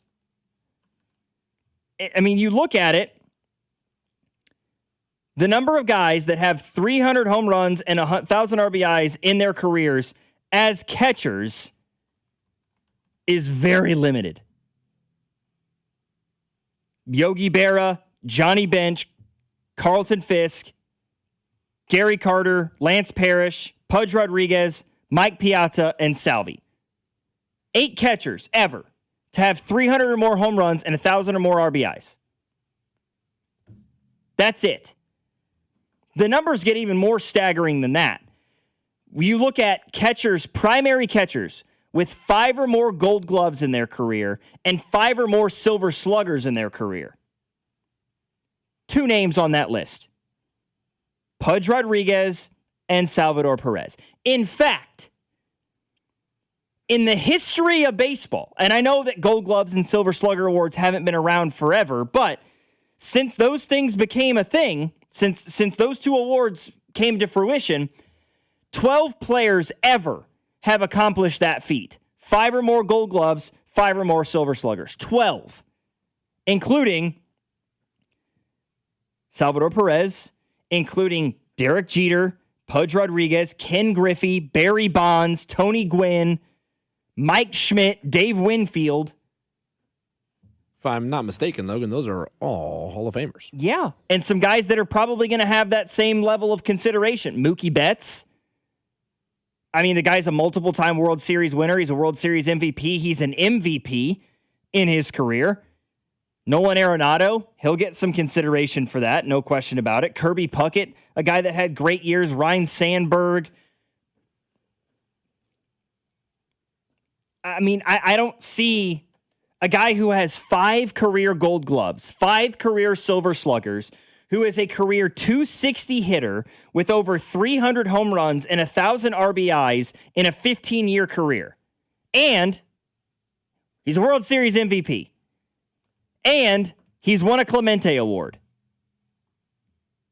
I think the other impressive part to that stat that's not told right in concession, whatever, is the fact that he won 5 Gold Gloves, and then on the back end of that, then he started winning his Silver Sluggers. Yeah, I mean, he won the Gold Gloves almost first, and then I think by the 4th one is when he started becoming Correct. a Silver Slugger. Yeah. So then once he was done winning Gold Gloves, then he started becoming Silver Slugger. Oh, then by the way, he broke the all-time catching home run record for a catcher, then to be shortly shattered by Big Cal Dumper Raleigh, himself.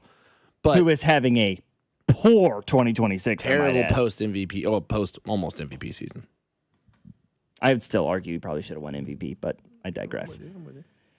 He's not. Yeah, I don't see how he's not a Hall of Famer. Maybe it's the bias. I don't know, but 316 homers, 1,057 RBIs, 317. 317. You're correct. Sorry. Baseball Reference has not updated. It's not updated recently in the last couple of hours, I guess. So he's up to 1,059 RBIs, not 1,057, because it was a 2-run shot he hit today. A career 260 hitter. He's got a career OPS of 750, right? And that's another. I mean, his on-base percentage doesn't wow, because he's just not a guy that draws a ton of walks. I mean, he swings at more pitches that are the first pitch or more pitches that are out of the strike zone than maybe anybody. And somehow the guy's still a career 260 hitter. He's in the midst of his worst statistical season ever this year, and he's still a career 260. In year 15? Salvador Perez is a Hall of Famer, in my opinion. World Series MVP, doing things that only one other catcher has ever done. But that's inherently, I think, the problem with Major League Baseball and their Hall of Fame. I know that Major League Baseball doesn't run the Hall of Fame in Cooperstown. It is too exclusive a club, in my opinion. Now, I could also see that I understand and acknowledge the argument of the Hall of Fame isn't supposed to be for everybody. It should be exclusive. I understand that. but you're talking about one of the greatest to ever do it. One of only 8 catchers ever to have 300 home runs and 1,000 RBIs. And I think if you polled Major League Baseball players and coaches for not just what he does on the field and for how long he's done it on the field, but for also what he does for the game of baseball and off the field, all during while playing, if you polled coaches and players who actually played the game with him, who were teammates, opponents, I think you're going to find it is vastly different than what the MLB Writers Association wants to say or what the analytics and statistics heads wants to say. Yeah, so that's the issue. And that's inherent. Again, that is what is a huge problem in baseball today. I believe it's a problem facing the Kansas City Royals a little bit right now. You've got people that are relying entirely on the eye test in baseball still, the purists, quote unquote. And then you've got the people who are the complete reverse of that, the inverse of that, and the people that are completely reliant on what the numbers tell them, what the analytics are telling them, what all of these manufactured formulas that have come out in the last 15 years for what baseball is supposed to be. WAR and BWAR and FWAR and yada, yada, yada, all these things. The guy has been a tremendous baseball player. He's been a tremendous person. He's been with one organization his entire career. Salvador Perez belongs in the Hall of Fame. And the fact that it's a discussion irritates me to no end. But it's going to be. It's going to be a hotly contested debate for years and years and years and years and years in this league. 913-586-7965 is our number. We'll go away from some Royals news for just a little bit. We'll get back onto some Chiefs conversation because there is a former player who is acting suspiciously on social media, and I want to talk about it. After Hours, Logan Weber alongside Blake Schnieders here on your home for Kansas City Sports, 96.5, The Fan. You're listening to After Hours on your home for Kansas City Sports, 96.5, The Fan. You don't have to carry everything on your own. Whether you're dealing with stress, anxiety, depression, substance use, or thoughts of suicide, talking to someone can help. And help is available 24/7 through the 988 Suicide and Crisis Lifeline. You can call or text 988 anytime to connect with a trained mental health professional. 988 is free, confidential, easy to remember, and available anytime, anywhere, to anyone. Call or text the 988 Suicide and Crisis Lifeline. No judgment, just help. When you've thrown over 4,000 innings like I have, you know joint pain isn't a maybe, it's a guarantee. For you, was it climbing ladders or too much heavy lifting? Hey, we're all in the same boat. But surgery, that was never my answer. Baseball legend Roger Clemens knows there's a better way. That's QC Kinetics regenerative treatments that help your body heal itself. No scalpels, no fake fixes, just real relief. What I love about QC Kinetics, these are the most respected medical pros in the country that specialize in non-surgical therapies to get you moving again. Don't mask the pain, fix it. Call QC Kinetics now for a free consultation. I trusted QC Kinetics. You should too. Call QC Kinetics today and schedule your free consultation. Call QC Kinetics, 816-412-6299. That's 816-412-6299. 816-412-6299. Hey, it's almost Andy Reid. Don't let garage door problems sideline your summer plans. Renner Garage Door is ready to tackle repairs, tune-ups, and replacements. Get your free repair or replacement quote today, plus $100 off a new garage door. Featuring trusted brands like Geldon, A-Bar, and LiftMaster, Renner delivers the quality, reliability, and performance your home can count on. RennerDoor.com forward and back. R-E-N-N-E-R, R-E-N-N-E-R. Men, when addressing the problem of erectile dysfunction, you want the right treatment for your specific medical situation because every case is different, and finding the right treatment can mean the difference between just an okay experience and an amazing one. This is Jeff for Heartland Men's Health, and at our practices, we offer the full range of ED treatment protocols and can even combine therapies to help make those intimate moments special both for you and your partner. At Heartland Men's Health, we take great pride in providing excellent care and treatment options for ED. Our medical providers specialize in men's sexual health and understand that no two cases are alike, which means you'll get the right treatment for you based on sound medical evaluation and appropriate applications of medical therapies. Plus, we offer treatments that are effective in well over 90% of cases, which means if you're like most men, you'll get your sex life back. So call us. Your initial visit is just $99. It includes blood work, a medical consult, and if medically advised, a test dose. And if that test dose doesn't work in the office, your visit is free. Call 844-447-6600 or go to heartlandmenshealth.com. We have 3 offices: Overland Park, Independence, and North Kansas City. New Game Plus with Oxy makes your laundry smell incredible and fights stubborn smells, like the ones your dog Biscuit brought into your freshly made bed last night. But you washed that all away with Game, and now you're drifting asleep to the scent and sound of waves. Ah, no, that's the dog licking your ear. Biscuit. It just might be our greatest scent ever, now with odor-fighting power. New Game Plus with Oxy. You're still glowing, flirting, grooving. You've still got it. But your immune system weakens as you age, making it harder to fight illnesses like pneumococcal pneumonia and RSV. Vaccines are a key part of any health routine and can help protect you from getting really sick. Ask your doctor or pharmacist which vaccines you need. See more at PfizerForAll.com. Sponsored by Pfizer.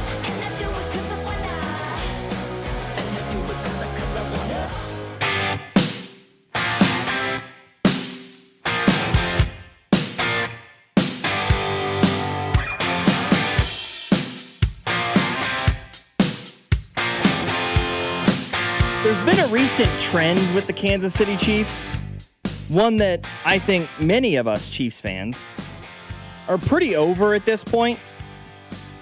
And that is this retread mentality they've had in the last 3 or 4 seasons. This desire to bring back guys that are past their prime, that they let walk or traded away elsewhere. And they bring them back because they understand the culture, or they understand the system, or yada, yada, yada. And outside of Juju Smith-Schuster as a wide receiver 4, it hasn't really worked. They're trying it again this offseason with at least one player, that being L'Jarius Sneed, who they brought back over after he was cut by Tennessee. And I think that it could work. Maybe not as an on-the-field kind of a thing, but more of an off-the-field, in the facility, in film sessions, trying to help guide young players. These young DBs the Chiefs have, like obviously Mansour Delane, who they drafted at number 6, Noel Williams, who they drafted last year, who shows a lot of promise, to help guide these young corners, help them navigate what it means to be a professional, what it means to play in the National Football League, what it means to be a part of the Kansas City Chiefs and Steve Spagnuolo's defense. Juan Thornhill right now, if you're chronically online like I am, you run across things on your For You page. 2 days ago, Juan Thornhill put a post up of him, back when he was with the Chiefs, obviously, walking out of the tunnel pregame as he's being announced as a starter, with the caption, "Will always be a 2-time Super Bowl champion." Yesterday, he posted another video in slow-mo. It's a back view of him walking through the tunnel. This is like during pregame warm-ups. He's got his headphones on. Imagine walking out to the best fans, #NFL, #Kansas City, #Kansas City Chiefs. And then today, 2 hours ago, says the future is already written, with another video of him in full pads getting announced as a starter before a Chiefs game in a Chiefs uniform. The comments are alarming to me. Top comment, "Don't play with me, 22. Are you really coming home?" Stop playing with my feelings, bro. What KC barbecue do you want first when you come home? See you soon. Wouldn't it be amazing if Juan Thornhill came back to play with L'Jarius Sneed again? Folks, the answer's no. Like, can we stop the nostalgia train, please? I like Juan Thornhill. I will love Juan Thornhill forever for what he helped this team accomplish. He won 2 Super Bowls in a Chiefs uniform. Enough is enough. Do you honestly believe, like legitimately, do you really believe in the deepest part of your soul that 30-year-old, almost 31-year-old L'Jarius Sneed is going to be a better player than 27-year-old Juan Thornhill was in 2022? Do you honestly believe that? For reference, the guy played 10 games last year, 9 for the Steelers, 1 for the Jacksonville Jaguars. 10 games, he started once. He had 38 tackles, majority of which occurred on special teams. What makes you think that's what is that going to do? How much is that going to move the needle in your view? I know people hate Shamari Connor so much. I get that. Juan Thornhill could sign with the Chiefs tomorrow. Shamari Connor's still the starter.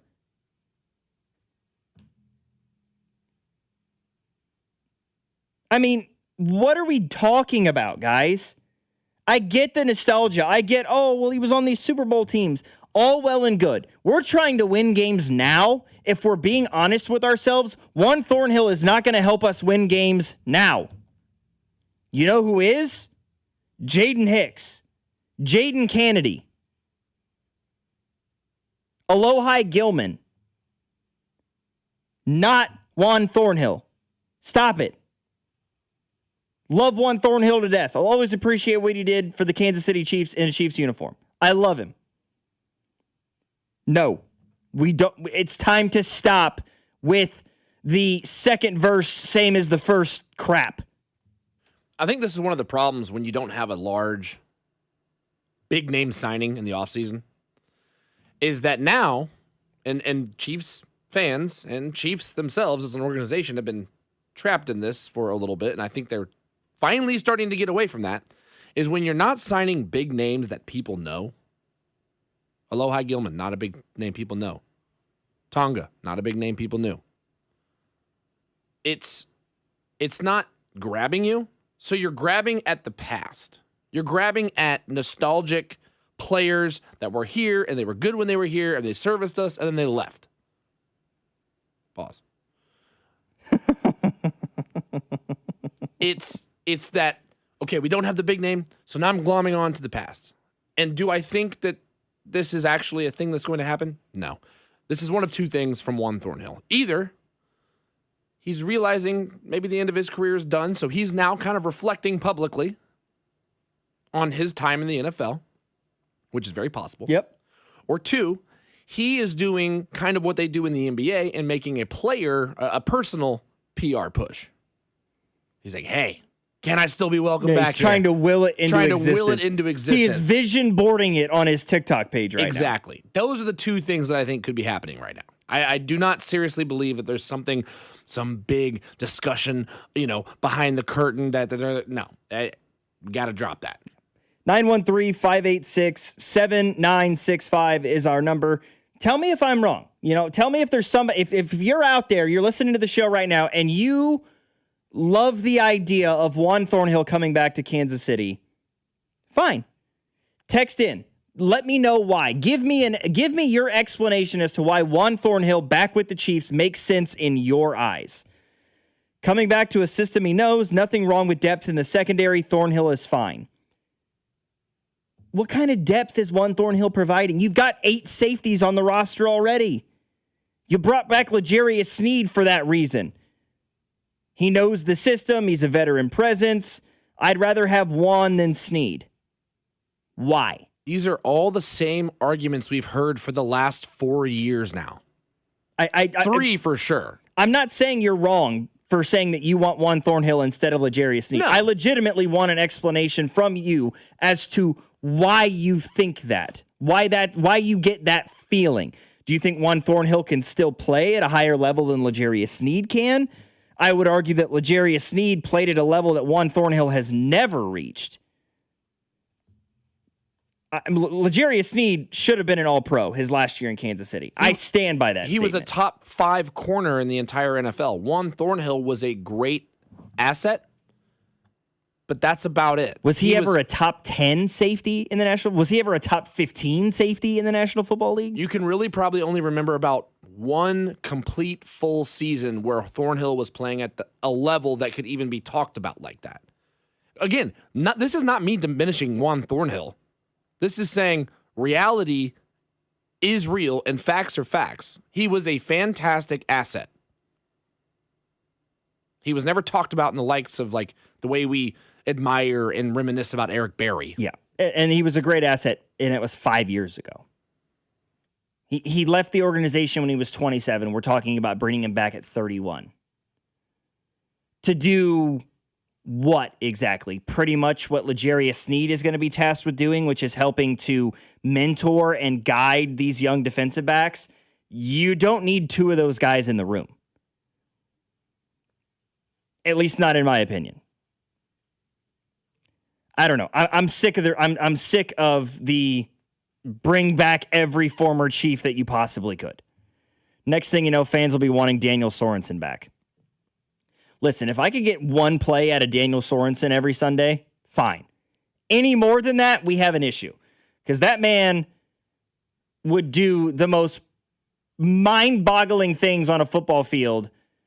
And by that, I mean like the most, what the are you doing sort of things. And then 2 plays later, he would make the most spectacular play you've ever witnessed. Like, he would get burnt for a 60-yard touchdown one drive, and then the next drive, he's stopping a fake punt from the Houston Texans, and you're like, what? Who are you? Who is this man? Like, how can you make the worst and best play in the game happen within the same drive? Getting cashed on a fly route and then knocking the ball out of the Browns player's hand at the goal line to save a touchdown in the playoffs. No, not both. God, not both. Oh, okay. Somebody went full Michael Scott in the text line. The idea of having Juan Thornhill and L'Jarius Sneed back in Chiefs uniforms. Yes, at a certain point, folks, we got to move on. It's back to that adapt or die thing that I was talking about earlier with the Chiefs making the move to Kansas. We as fans have to adapt or die with the idea of the Chiefs aren't going to play at the stadium complex in 5 years. They're going to be playing in Kansas.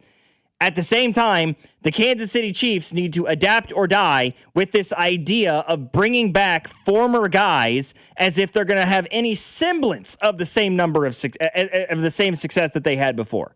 It's just not going to. It baffles me that they are so willing to let guys walk or to trade guys away, and yet at the same time be so willing to then sign those guys back in 2 years.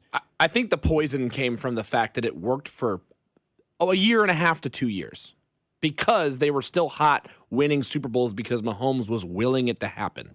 Yeah, you got that like a decent wide receiver. Last. Yeah, you got a decent wide receiver 4 out of Juju Smith-Schuster, and they thought, oh, maybe we can continue to do this. Like maybe this could work. That was the same idea of bringing Mecole Hardman back. I was a Mecole Hardman fan. Still am. You just can't keep repeating that. The magic was wrung out. There ain't no magic left in that cloth, man. Juan Thornhill, Dirty Dan Sorensen, and Ben Neiman. Ben Neiman. That's a name. As an Iowa fan, shout out Ben Neiman. Like me some Ben Neiman. His brother Nick played for a couple of years in the league too for the Chargers, but no, I don't need that. No. Sign them to a 1 day and retire them a Chief. If that's all if that's what it is, fine. But to let these dudes suit up at this point, no. 913-586-7965 is our number. Is Marcus Peters available? Bad idea. I'd bring back Tooney right now without that contract, though. Joe Tooney would be an interesting one. But I have a lot of belief in who Kingsley Suamataia can be as a player, especially as a guard. Logan Weber here with you alongside Blake Schnieders with you till 9 o'clock tonight. Stay with us. Much more to discuss. We've got a lot of Royals news that isn't Salvador Perez related with the 317th home run of his career tying George Brett. And I have to say, folks, none of it's good. None of this other Royals news is all that good. But they made a trade. So maybe, just maybe, the season is saved at 17 games under 500 as we approach the last week of July. After Hours, 96.5, The Fan. You're listening to After Hours on your home for Kansas City sports. 96.5, The Fan.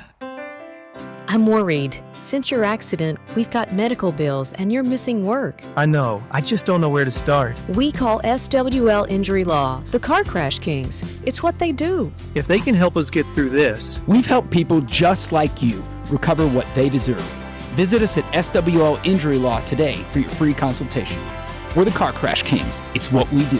Visit SWLinjurylaw.com. The choice of a lawyer is an important decision and should not be based solely upon advertisements. Hi, I'm Carter. And I'm Charlie. We'd like to share a quick story about a homeowner named Jack. Jack had a home he needed to sell fast.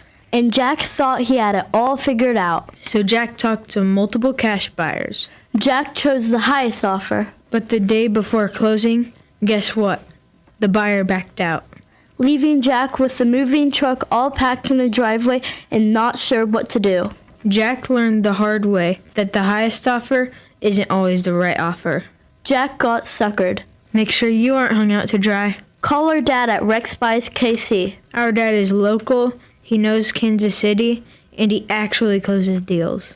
No repairs, no fees, no showings, no surprises. Just a fair cash offer and a smooth process. Now, don't be like Jack. Call 816-330-6000 or visit rexbuyskc.com. Rex Buys KC, helping people make smart choices one home at a time. Dispatch, this is Mindy at CM Mows & Son. Putting off fixing electrical problems in your home can be a real hazard. Visit cmmowsandson.com to take care of your electrical problems today. CM Mows & Son, license 202058. Men, if your energy is down, your workouts aren't producing results, you're gaining stubborn weight, losing muscle, sleeping poorly, or just not feeling like yourself anymore, it may be more than just aging. This is Jeff for Heartland Men's Health. Our low T and body composition treatments are designed to help men regain energy, improve focus, sleep better, build lean muscle, reduce unwanted fat, and restore confidence both in and out of the gym. At Heartland Men's Health, we specialize in helping men optimize their health, performance, and vitality. Using personalized medical treatments tailored to your health and goals, many men begin noticing improvements in energy, mental clarity, recovery, motivation, libido, and overall body composition within just a few weeks. Your initial visit is just $99 and includes blood work, PSA and T-test, and a medical consult. And if you start on treatment the day of your appointment, your visit is free. Call 844-447-6600 or go to heartlandmenshealth.com. We have 3 offices: Overland Park, Independence, and North Kansas City. Feature therapies are compounded and have not been evaluated nor approved by the FDA. Provider prescription required. See website for details. I scream. You scream. We all scream. Because Wendy's famous small classic Frosty is just $1 for a limited time. More screaming, happy screaming, summer screaming, dollar small classic Frosty screaming! But please don't scream in the drive-thru. It hurts the employees' ears. Get a $1 small classic Frosty for a limited time, only at Wendy's. U.S. price and participation may vary. A la carte only, not valid for delivery. Limit 10 per transaction. Price may be higher in Alaska and Hawaii. This is the story of the one. As a maintenance engineer at a beverage manufacturing plant, he starts his day knowing every line is ready to run because Grainger delivers the industrial-grade products he needs to keep mixers, conveyors, and packaging equipment moving.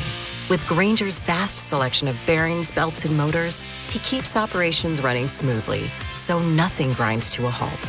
Call 1-800-GRAINGER, click Grainger.com, or just stop by. Grainger, for the ones who get it done. You're listening to 96.5 The Fan from the DM Injury Law Studios. Mike's got this. Car, truck, or motorcycle wreck? Remember, Mike's got this. 816-888-7500. Mike's got this.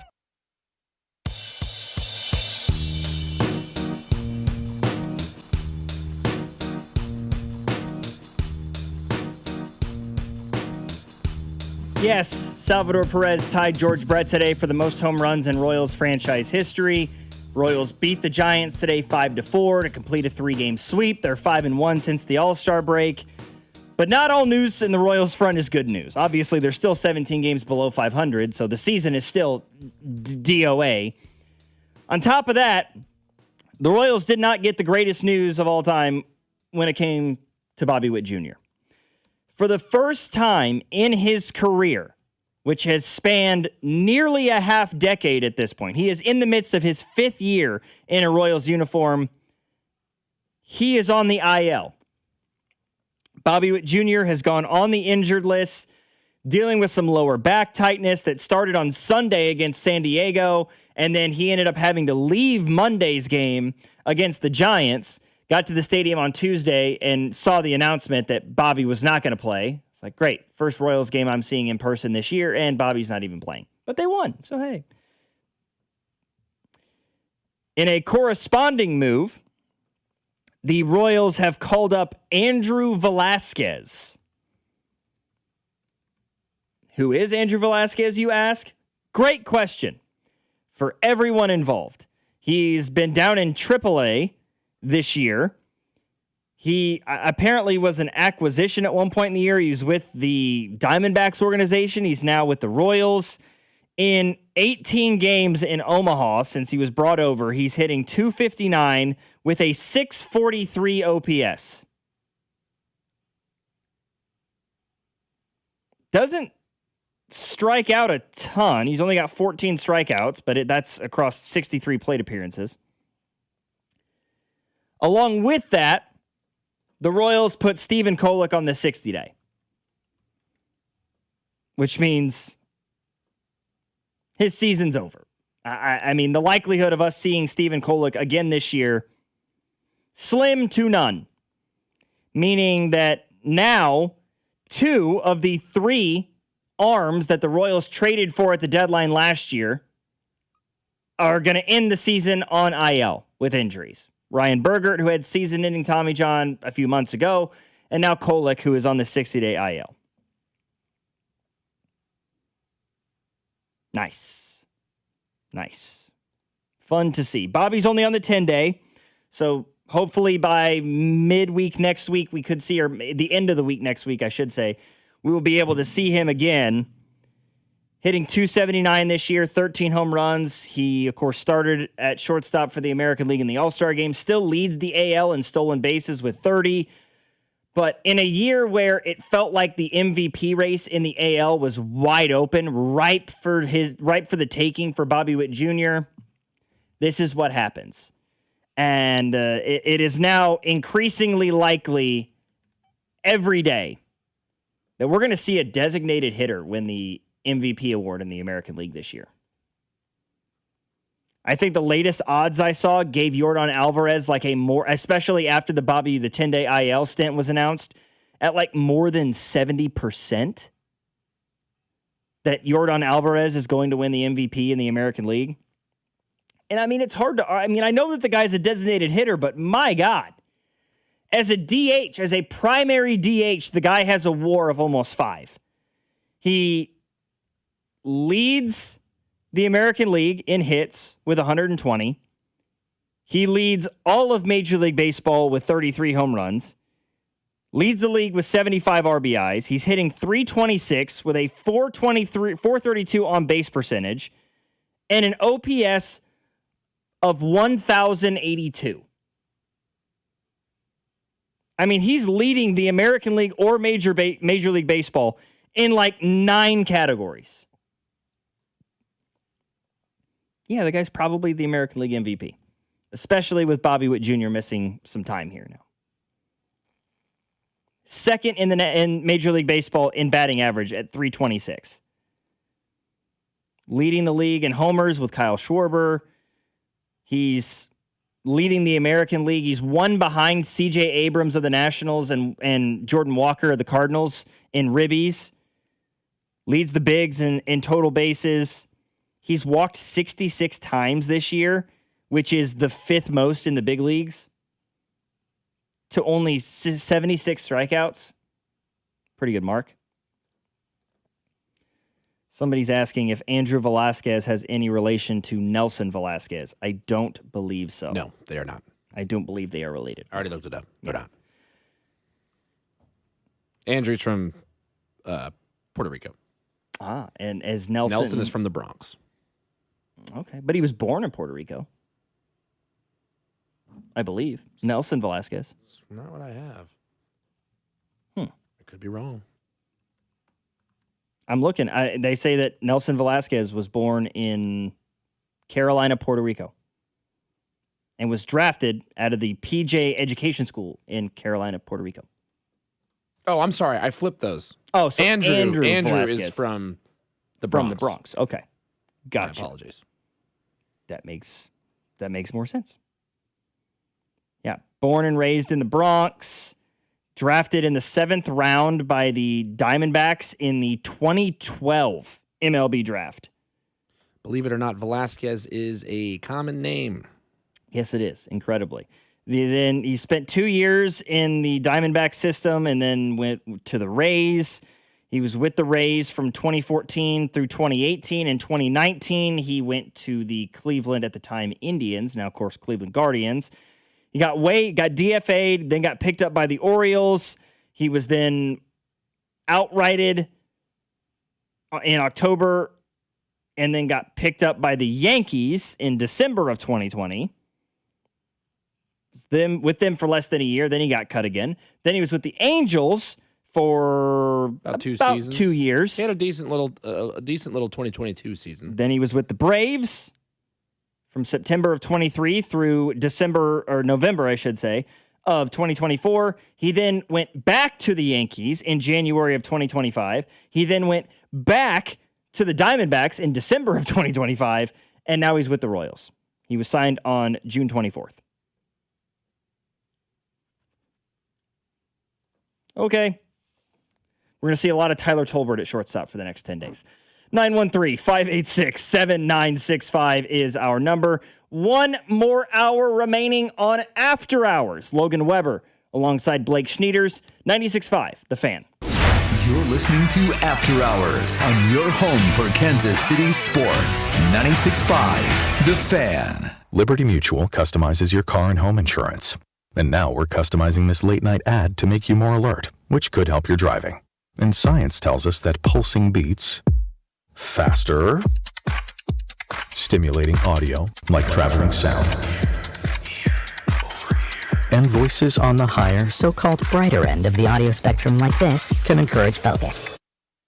Also, a familiar tune can help, so... Liberty, liberty, liberty, liberty. This summer, Casey's has 89-cent medium fountain and new Frostbite by Casey's drinks. But if you don't have 89 cents, you could check your center console, dig between your couch cushions, ask Grandma for $1, or just use your credit card. 89-cent medium Frostbite by Casey's or fountain drinks at Casey's all summer long. Restrictions may apply. See store for details. Hey, it's Dusty Likens, and you know baseball's back. BetMGM, the official partner of Major League Baseball, is bringing the high heat all season long. All season long, you can log into the BetMGM app and receive top-tier promos that put you in the batter's box and up the excitement for America's pastime. Step up to the plate all season with Swing for the Fences, the free-to-play game where every swing could score you rewards. We're talking parlay boost tokens, odds boost tokens, same-game parlay boosts, and even bonus spins all season long.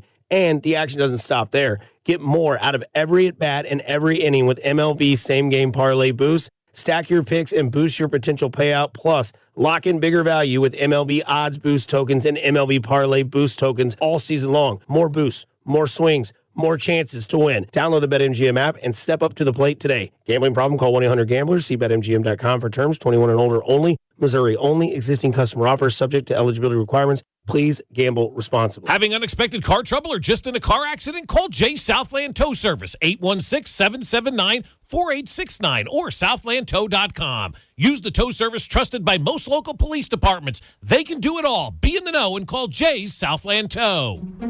Honey, did you invite the minions over? Hello. Well, you know how we talked about getting Wi-Fi from Xfinity? Yeah. I ordered it this morning, was online in minutes, then they showed up. So they just came over to use the Wi-Fi? They even brought their own devices and spell book. You didn't give them the new Wi-Fi password, right? No. That's good. I gave them our old one. Because Xfinity lets us keep the same network name and password so devices connect instantly. What do they want Wi-Fi for anyways?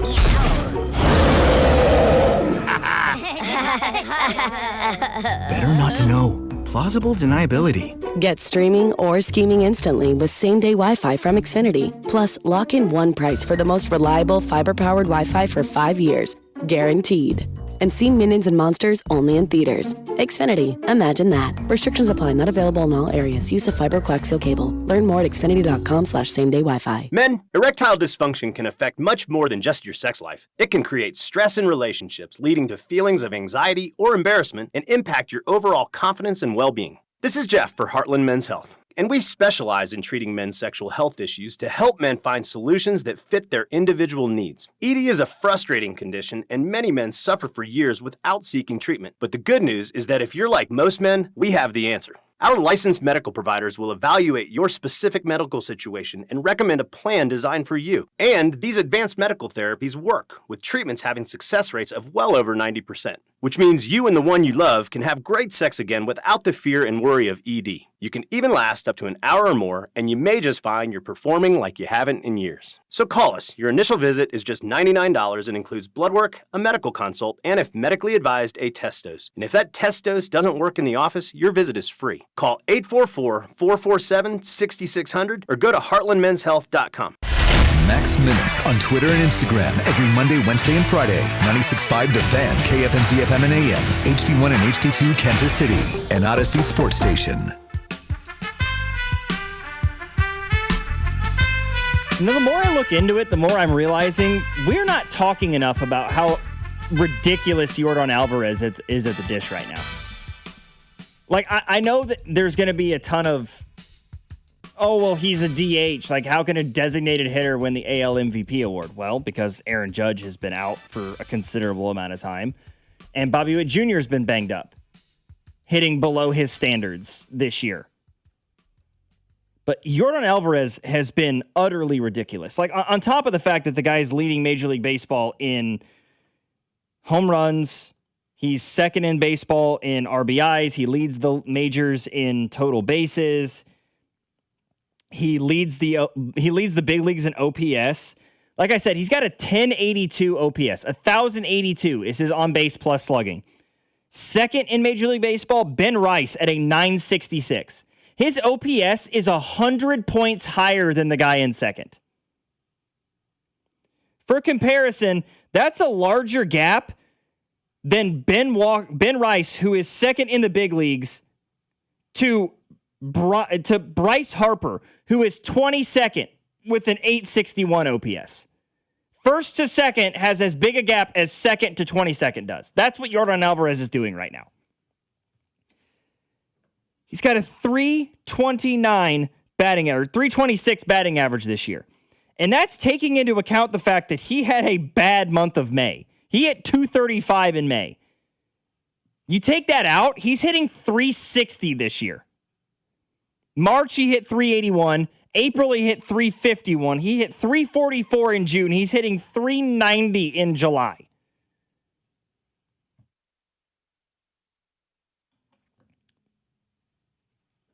Yeah, he should be the American League MVP.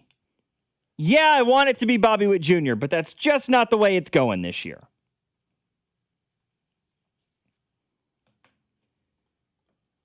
In other news, on the other side of the parking lot at the stadium complex in Kansas City, the Kansas City Chiefs are getting closer and closer by the day to the start of training camp. We're a week away now, folks.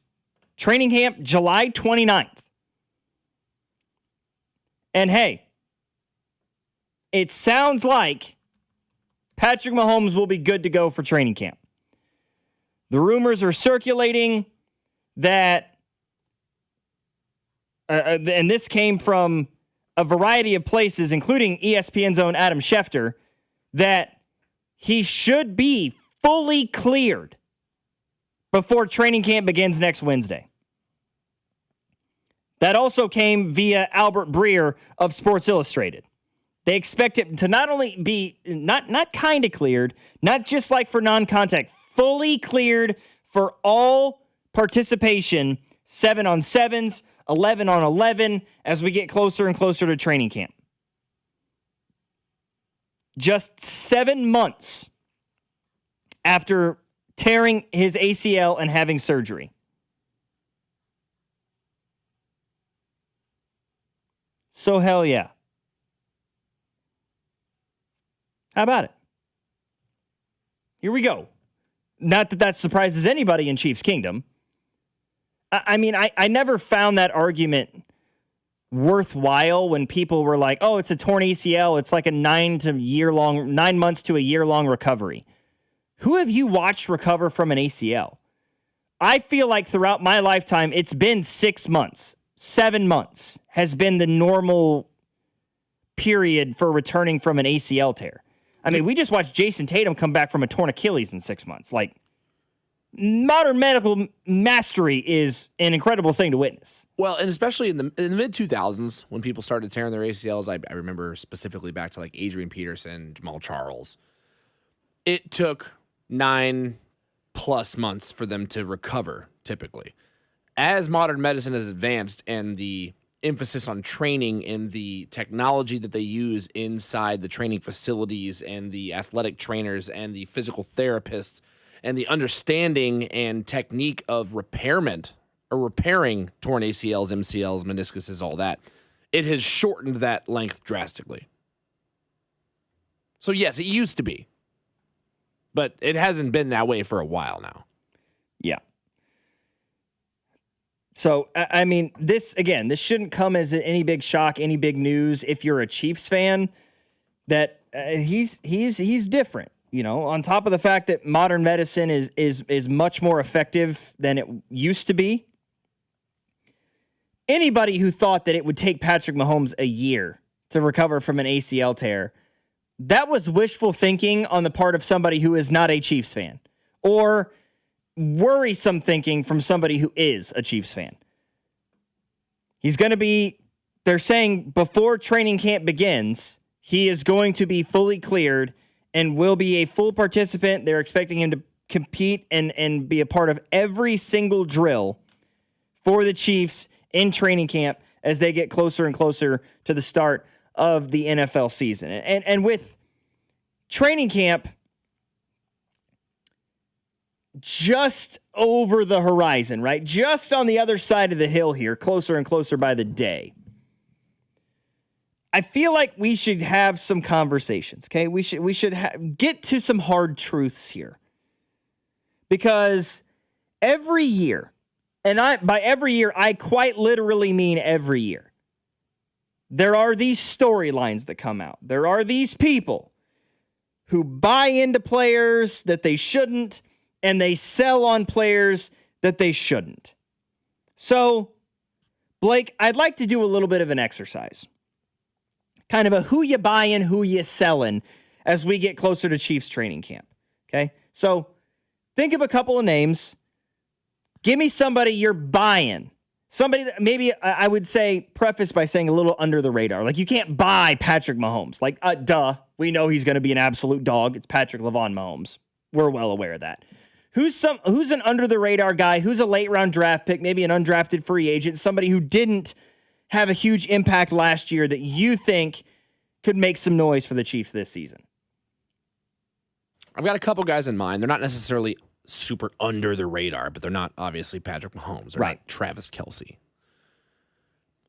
One is not a surprise probably to anybody, but it's the reigning Super Bowl MVP. I'm buying Kenneth Walker.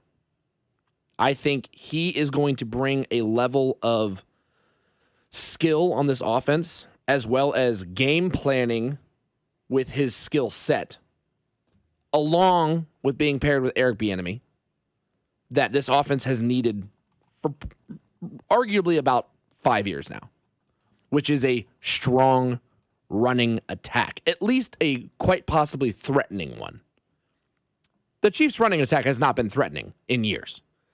When you have to pass the ball 60 times a game, 50 times a game, you're running, gut plays out of shotgun, RPOs, constantly. No threat at the goal line. Yes, Kareem Hunt was great. He did exactly what he was signed to do. And he was phenomenal at it. But what Kenneth Walker brings is something much more dynamic. Not only in his ability to run between the tackles and outside the tackles, his speed, he can also catch out of the backfield. He gives you a potential 3-down back. Now, will he be used like that? I don't think so. Just with his injury history. And then this kind of handcuffs him, I think, to another potential person that I think is a lot more under the radar, but I think I'm buying, is Emmett. Give me his last name. It's Emmett Johnson, Johnson, baby. there we go. I'm with you. I'm with blanked you. for a second. He was on my list, but I'll take him off. I had a couple more names. I completely agree with you. I think he's a perfect fit for this offense. Comes out of a West Coast style at Nebraska, which pains me to say because everybody knows I don't like Nebraska. But I watched that man run all over my Hawkeyes on Black Friday last year. I watched a ton of tape on him. Runs well between the tackles, runs well outside the tackles. He reads his blocks well. He's got good lateral movement. He doesn't have breakaway speed. He's not top end fast. You know, he's not going to break off an 80-yard run and nobody's going to catch him kind of a thing. He doesn't have game-breaking speed by any means. But he does well playing within himself. And an underrated, undervalued part of his game, in my opinion, that shocked me that he fell as far as he did in the draft. He was the best pass-catching running back in this draft. He'll do a phenomenal job as a third down back in this offense, in my view. You know, he's not going to get a ton of carries with the Kenneth Walker edition, and he shouldn't, for that matter. But he is going to provide ample services as a running back, too, that this organization has been clamoring for years and years and years. You know, I mean, I'm talking maybe even a slight notch above what we got at times from Jerick McKinnon. And I say that as somebody who loved what Jerick McKinnon brought to Kansas City. I think he can be a better version of Jerick McKinnon in a Chiefs uniform. I really do believe that. So if I had to throw out a couple of guys that I'm buying, both of mine that I've got here are rookies. The first, and I know everybody is looking at a different wide receiver from this college right now, Cyrus Allen out of Cincinnati. I have some belief in the kid. And I know everybody's like, how is he any different from Xavier Worthy or Rashee Rice? Well, he's not crazy fast like Xavier Worthy is. And he doesn't have great, like, physical size the way Rashee Rice. I mean, I'm not saying physical size like Rashee Rice is 6'4", but his body type, he is a chiseled body type. He is a physical receiver at the point of attack. He's a thicker 6'1", right. 6'2". Cyrus Allen is an undersized guy.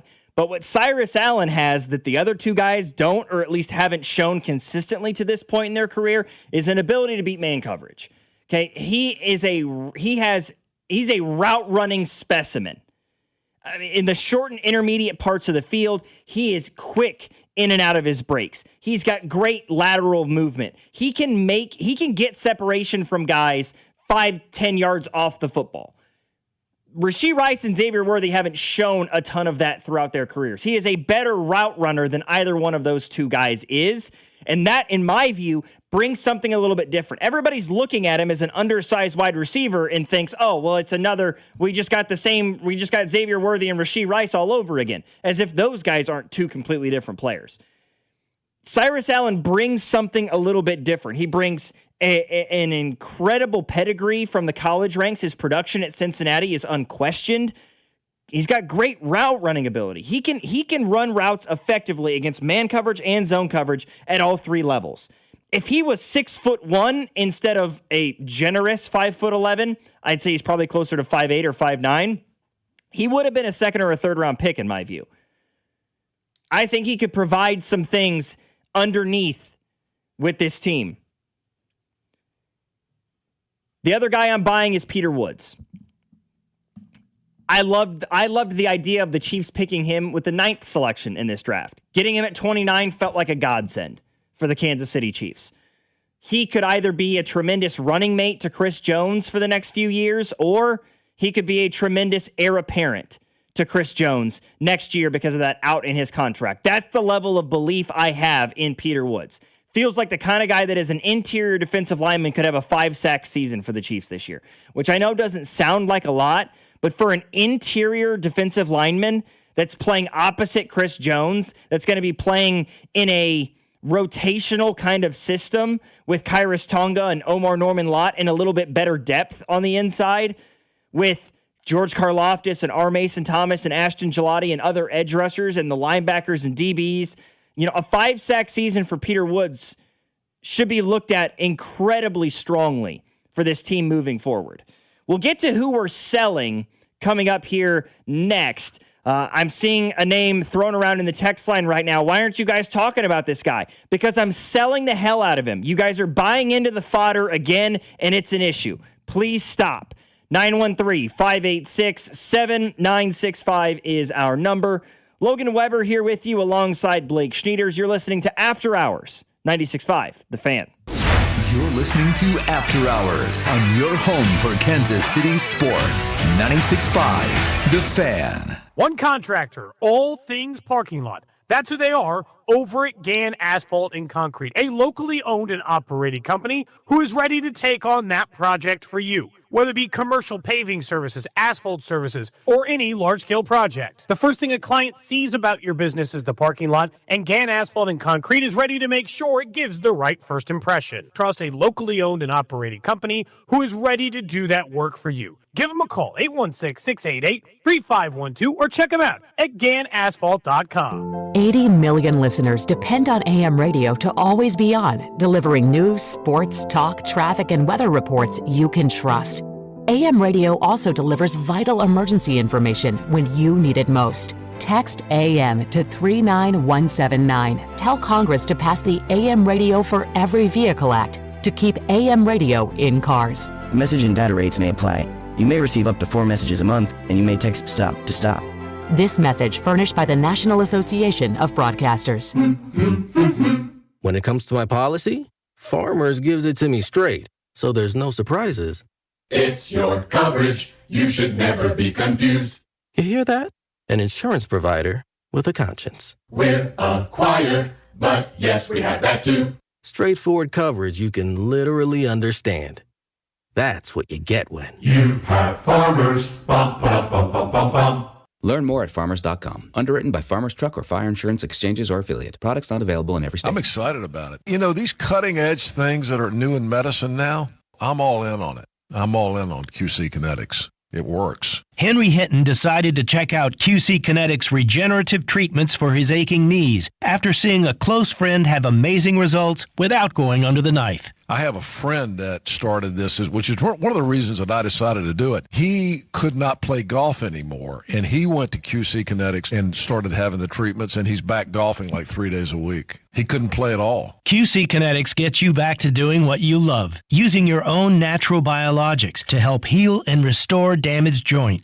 Long-term relief that puts a guy back on the golf course. You know, I've had one treatment so far, and I can already tell a difference. QC Kinetics works. I'm excited about it. You're next. Start with a call to QC Kinetics. Call QC Kinetics, 816-412-6299. That's 816-412-6299. 816-412-6299. Men, if your energy is down, your workouts aren't producing results, you're gaining stubborn weight, losing muscle, sleeping poorly, or just not feeling like yourself anymore, it may be more than just aging. This is Jeff for Heartland Men's Health. Our low T and body composition treatments are designed to help men regain energy, improve focus, sleep better, build lean muscle, reduce unwanted fat, and restore confidence both in and out of the gym. At Heartland Men's Health, we specialize in helping men optimize their health, performance, and vitality. Using personalized medical treatments tailored to your health and goals, many men begin noticing improvements in energy, mental clarity, recovery, motivation, libido, and overall body composition within just a few weeks. Your initial visit is just $99 and includes blood work, PSA and T-test, and a medical consult. And if you start on treatment the day of your appointment, your visit is free. Call 844-447-6600 or go to heartlandmenshealth.com. We have 3 offices, Overland Park, Park, Independence, and North Kansas City. Featured therapies are compounded and have not been evaluated nor approved by the FDA. Provider prescription required. See website for details.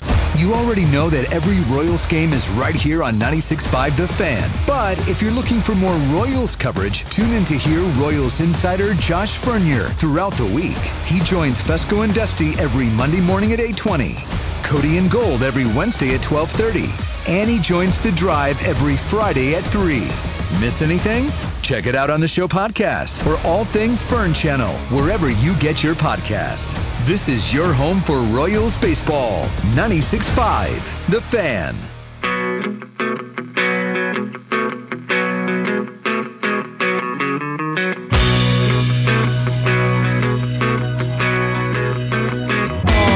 Who you buying, who you selling when it comes to the Kansas City Chiefs as we're a week away from training camp in St. Joseph, Missouri.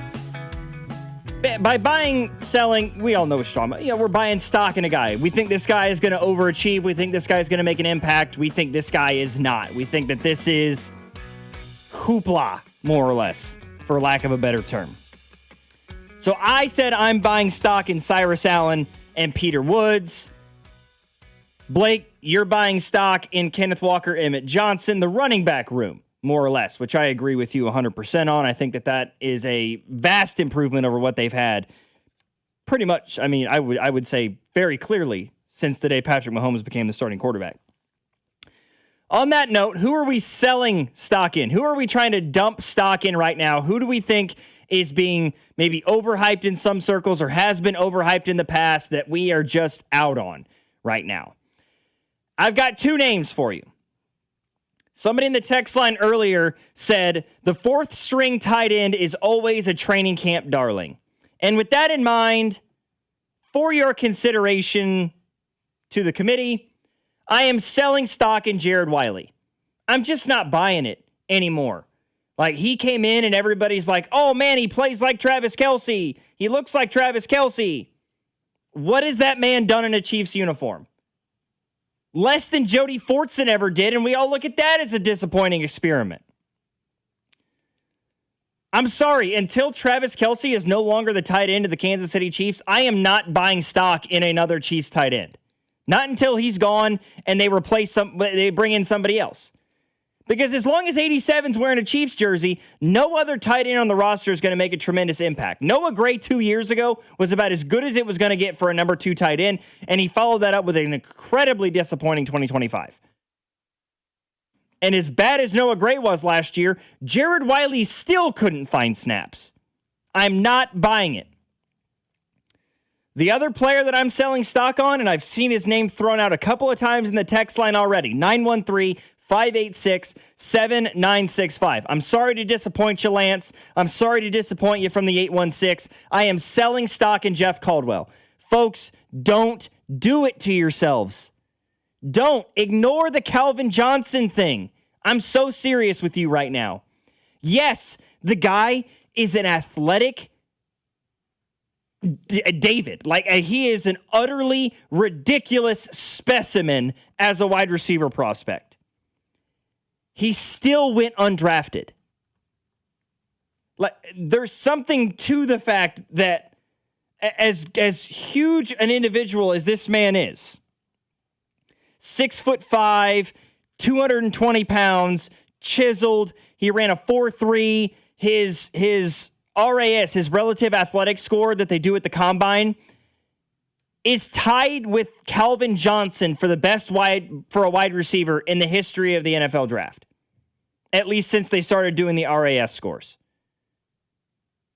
But he still went undrafted because he played a couple of years at Lindenwood, a Division II, then FCS school. And then last year at Cincinnati, had 32 catches for 478 yards and 6 touchdowns. He's got a ridiculous catch radius, yes. He's got ridiculous speed, yes. His route running needs so much work. As big as that catch radius is, he's got drop issues. Doesn't always do a great job navigating the sideline. An issue that we're already having to try to figure out with Xavier Worthy. It's not going to happen. I'm not buying the Jeff Caldwell thing. The guy was an undrafted free agent, folks.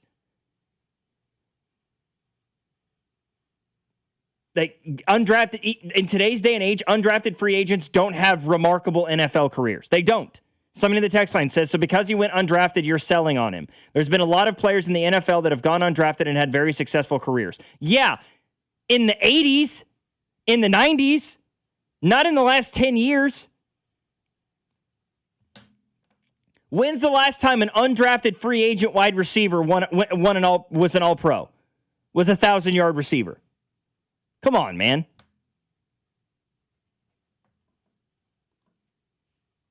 No, I'm telling you it's not happening. Lance says he's about to order a Caldwell jersey. He's going to be the number one guy in 2027. I love your confidence, but you are out of your mind.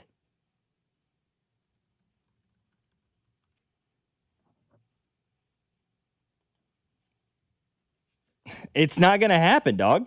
I'm telling you, it's not happening. Like, to say that, yeah, there have been some great undrafted free agents. Yep, sure are. Let's look at a list. How about Wes Welker, when he was drafted back in 2004? Drew Pearson, drafted in 1973. Chris Harris in 2011. Brian Waters in 2000. Social media, huddle. There's too much tape on these guys now. I mean, too much information on these guys. Priest Holmes. Undrafted. That's fair. In 1998, yeah. Somebody said, all-pro, you're setting the bar a bit high now. Okay, Pro Bowl, 1,000 yards. I don't know. I mean, you tell me if I'm wrong, Blake. I'm just not buying it. No, I don't think you're wrong in your stance. I am an optimist when I see such an athletic freak of raw talent, but I've also watched film. The talent is there, but it has to be severely molded. Or else he will solely be a one-trick pony. And it's, will he blow the top off the defense? Which he has the ability to. But you can only do that so many times. If he can build the rest of his game and learn this system and be molded the way he has the ability to probably do, then yes. But until we see those steps, I'm not going to be a buyer of him. I'm not necessarily a seller like Logan, but I'm not buying it yet either until I see some real production. I'm sorry. I've seen too many of these at this point. As for pass catchers in a Chiefs uniform. We saw this with the guy that I'm selling stock on first, Jared Wiley. We saw this with Justin Ross. We saw this with Jody Fortson. These pass catchers who look like athletic marvels and all these things. And the crazy thing is, those guys all came in with better college production than Jeff Caldwell is right now. Well, and to be fair, the Jody Fortson situation was more injury issues, not necessarily production issues. Because he was not performing, completely unfair. He was performing at the same time Travis was on such a hot streak. He just got riddled with injuries and couldn't stay on the field. But he was a red zone magnet. Somebody says, wasn't Adam Thielen an undrafted free agent? Yes. He was. He was. Who would you rather use a draft pick on, FAU or Jeff Caldwell? Jeff Caldwell. I don't think I can answer that question. I just did. For you. Don't worry. I answered it for myself. But what you don't need to, so it doesn't matter. Is a 50-foot swan dive on concrete an acceptable third answer? No. I don't know.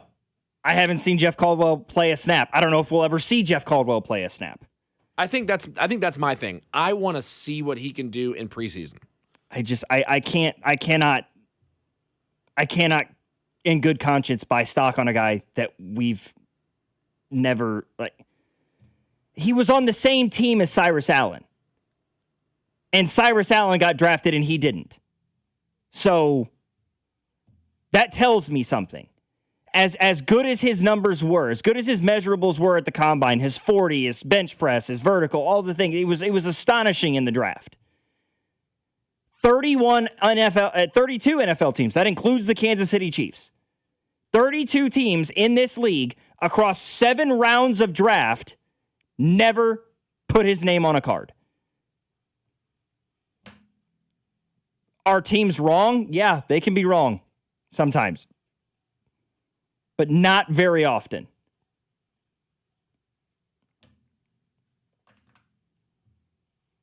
I'm not seeing it. I totally get your point, but did you just type a day 3 pick in Cyrus Allen last segment? Yeah, I'm buying stock in Cyrus Allen because he was on the same football team as Jeff Caldwell and he put up better numbers. He is a better route runner. He is a better pass catcher. Does he run as fast or jump as high? No. Sometimes running fast and jumping high does not make you a good football player. How many years did John Ross last in this league? And he had outstanding production at Washington. How long did Tavion Austin last in this league with great college production and crazy numbers? Don't you think Cyrus Allen got drafted by the Chiefs because Andy and Veach love undersized wide receivers? That's not how this person worded it, but I'm going to change it for the sake of the show.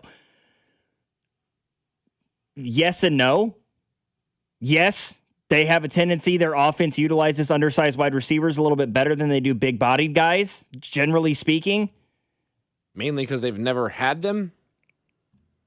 And also because I think Cyrus Allen is, at this point right now, a better football player than Jeff Caldwell. I think the promise of Jeff Caldwell could be there. We'll see.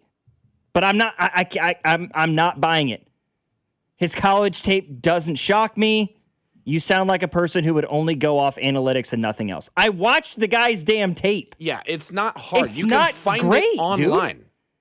Also, it's such a small sample size. You're not factoring that in. It's a lot of high ceiling with not a whole lot of backing to prove that ceiling could be reachable. It's a lot of potential, and guess what potential means? You ain't done bleep yet.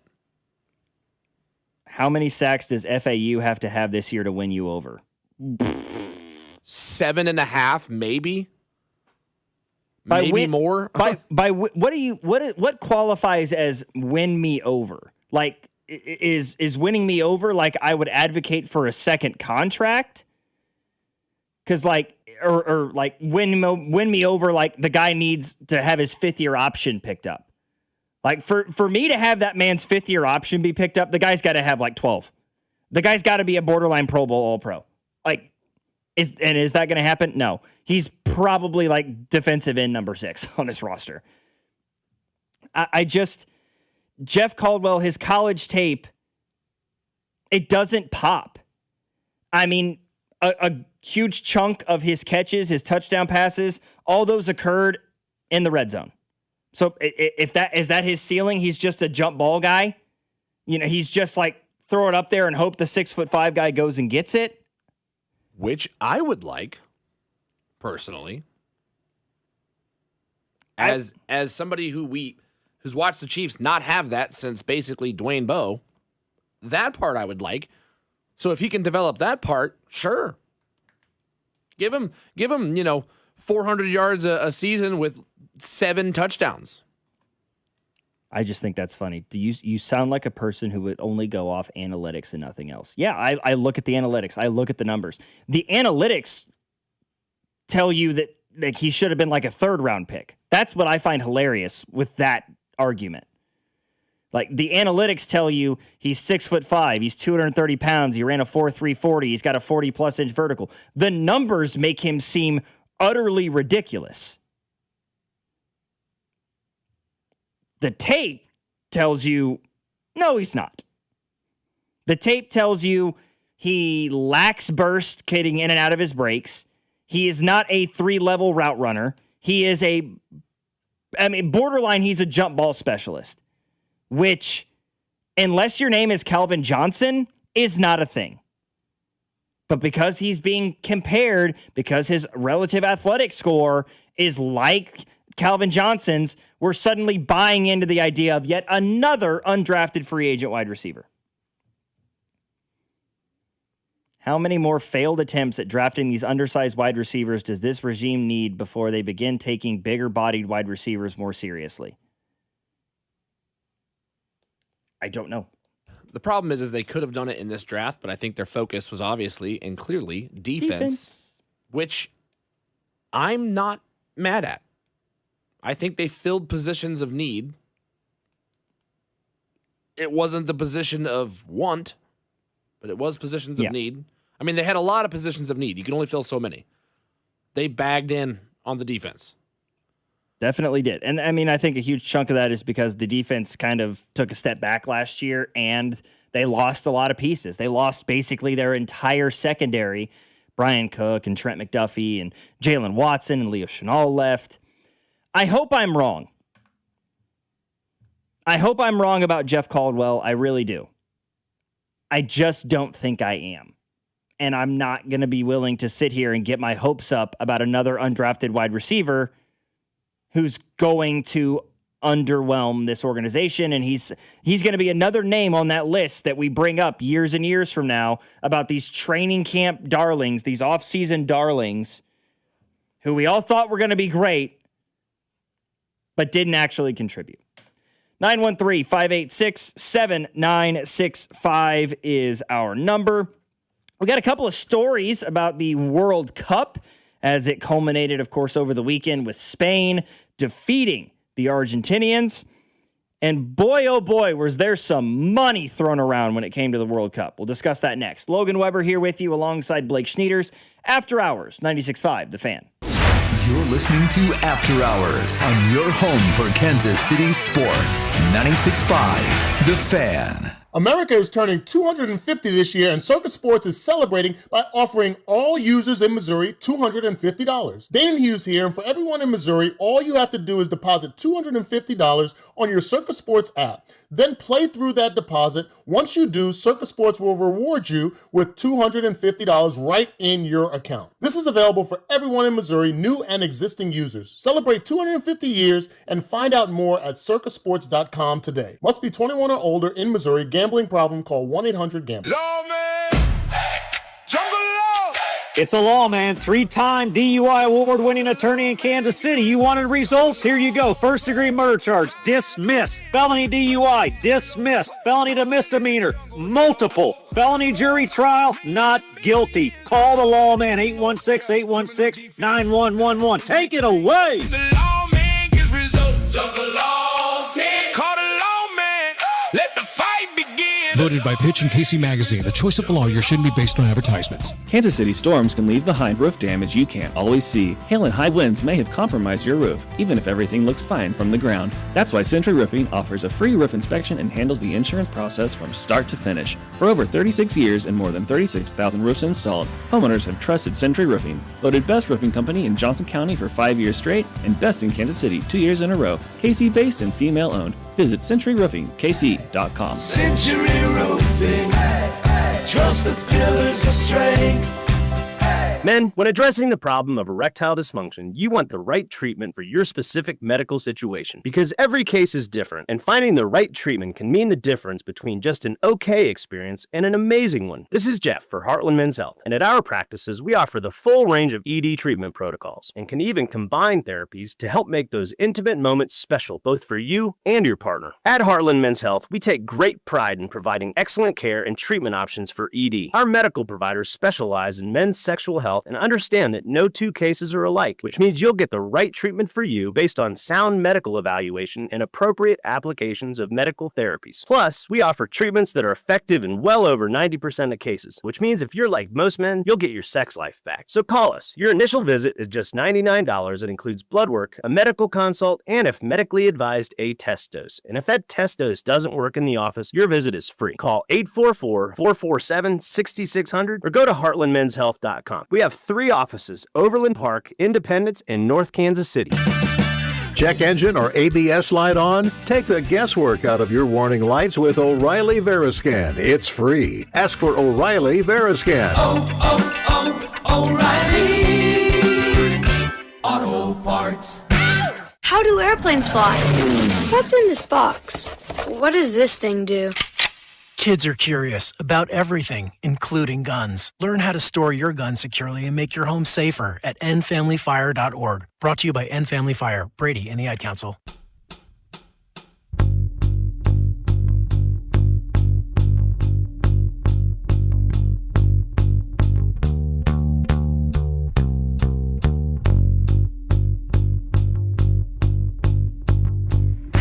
Spaniards celebrating this week after, of course, the Spanish men's national team defeated Argentina to win the Men's World Cup out at MetLife Stadium in New Jersey. And in the most Spain thing of all time, the team, the players for Spain, were gifted tomatoes. That sounds about right. Why? I have absolutely no idea. But a handful of players, Fabian Ruiz and Gavi, they were given their weight in tomatoes from fellow citizens of their hometown. Apparently, this is a continuation of a tradition that began in 2010 when Jesus Navas was part of the first Spanish team to win the World Cup. They were weighed and presented with the amount of tomatoes corresponding to their weight. Ruiz was given 185 pounds worth of tomatoes. Gavi was given 150 pounds of tomatoes. That's a lot of tomatoes, dog. Like a lot. That's a lot of pasta sauce right there. What's also a lot is the amount of money that was put down on the World Cup. The sports books have started to culminate the amount of money that was thrown around. And folks, it was a lot. DraftKings is reporting that compared to the 2022 World Cup, there were 650% more bets. BetMGM reporting 211% more.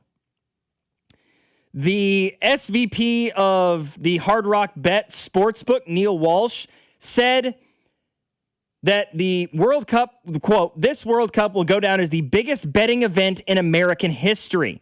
We're talking the equivalent of 10 Super Bowls. Now, not all that surprising when you consider the fact that this was a month and a half long event with many, many more games than just one game in the Super Bowl. But that's a staggering amount. BetMGM said that the final of the Men's World Cup outperformed every college football playoff game besides the championship game, as well as every March Madness, NBA Finals, Stanley Cup, and World Series game in the past year.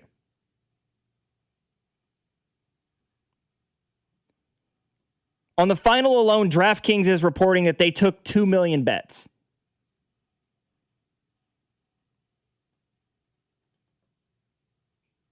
The final attracted 4.4 times more handle for Caesars Sportsbook than the previous tournament record. Dang it. And how was that game, Logan? How was that final? Defensive-minded. It's a low-scoring battle, dude. It's kind of like watching like a 10-7 game in football, if that makes any sense. Yes. Like, that's one thing. Like, people in the text line have been like, I don't understand why people are complaining about the scoring in soccer. Like, a 3-2 game in soccer is the equivalent of like a 21-14, 21-17 finish in football. And it's like, yeah, that's fair. But you don't see a lot of 7-0 wins in the National Football League. You see a lot of 1-0 finishes in soccer.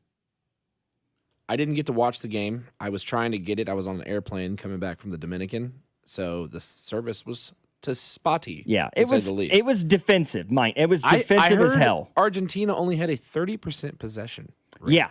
Yes. That is Spain. insane. Spain, and they've been the best attacking team in the tournament. Spain quite literally took the ball out of their hands and gave them nothing to play for. I mean, Argentina could get nothing going. They had no rhythm offensively. Lionel Messi, every time he touched the ball, he was getting hammered. Every time. And he very rarely touched the ball because he had 2-3 guys on him at any given moment. They were daring somebody else from Argentina to beat them the same way that the English had done in the semifinal, except Spain has a way better defense. So they could do that. They could utilize that strategy. England could not. 913-586-7965. We'll come back. We'll get things wrapped up next here on After Hours. Logan Weber, Blake Schnieders, your home for Kansas City sports, 96.5, The Fan. You're listening to After Hours on your home for Kansas City sports, 96.5, The Fan. Liberty Mutual customizes your car and home insurance. And now we're customizing this late night ad to make you more alert, which could help your driving. And science tells us that pulsing beats, faster, stimulating audio like traveling sound,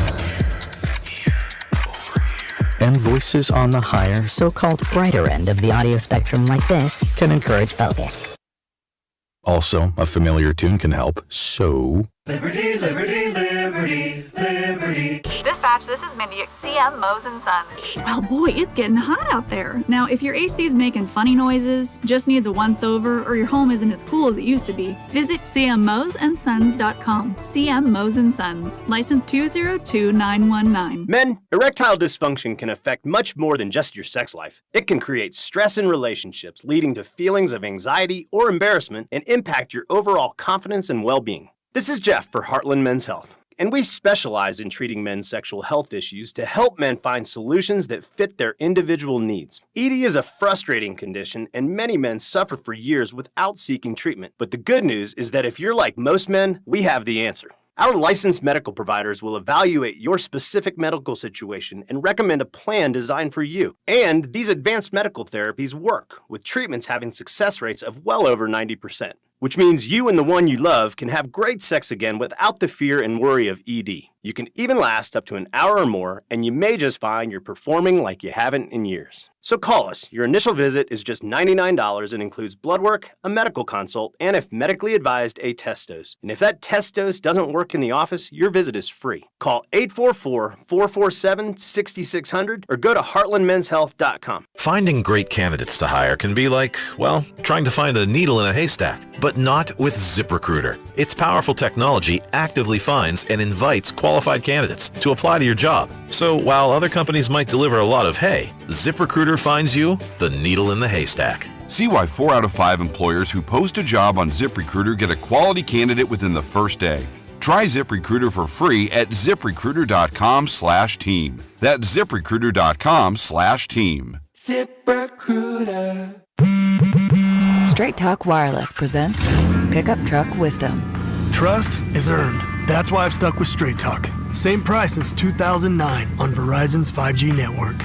Cause shoot, anyone can make a promise. Keeping it for years, that means something. Now plans starting at $25 a month with 4 lines. Find us at straighttalk.com and Walmart. Straight Talk Wireless. Straightforward. Always. Same price claim applies only to the base monthly price of our $45 plan from October 2009 to present. You're listening to 96.5 The Fan from the DM Injury Law Studios. Mike's got this. Car, truck, or motorcycle wreck? Remember, Mike's got this. 816-888-7500. Mike's got this.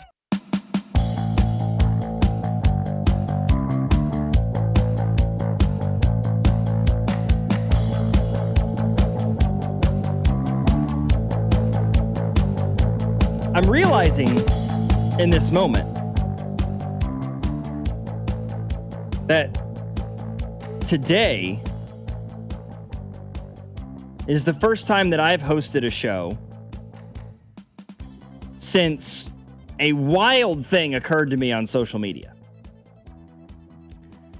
So the other day, last week, Mac Morey and I, of course, Mac normally produces Fesco and Dusty, our morning show here on 96.5 The Fan.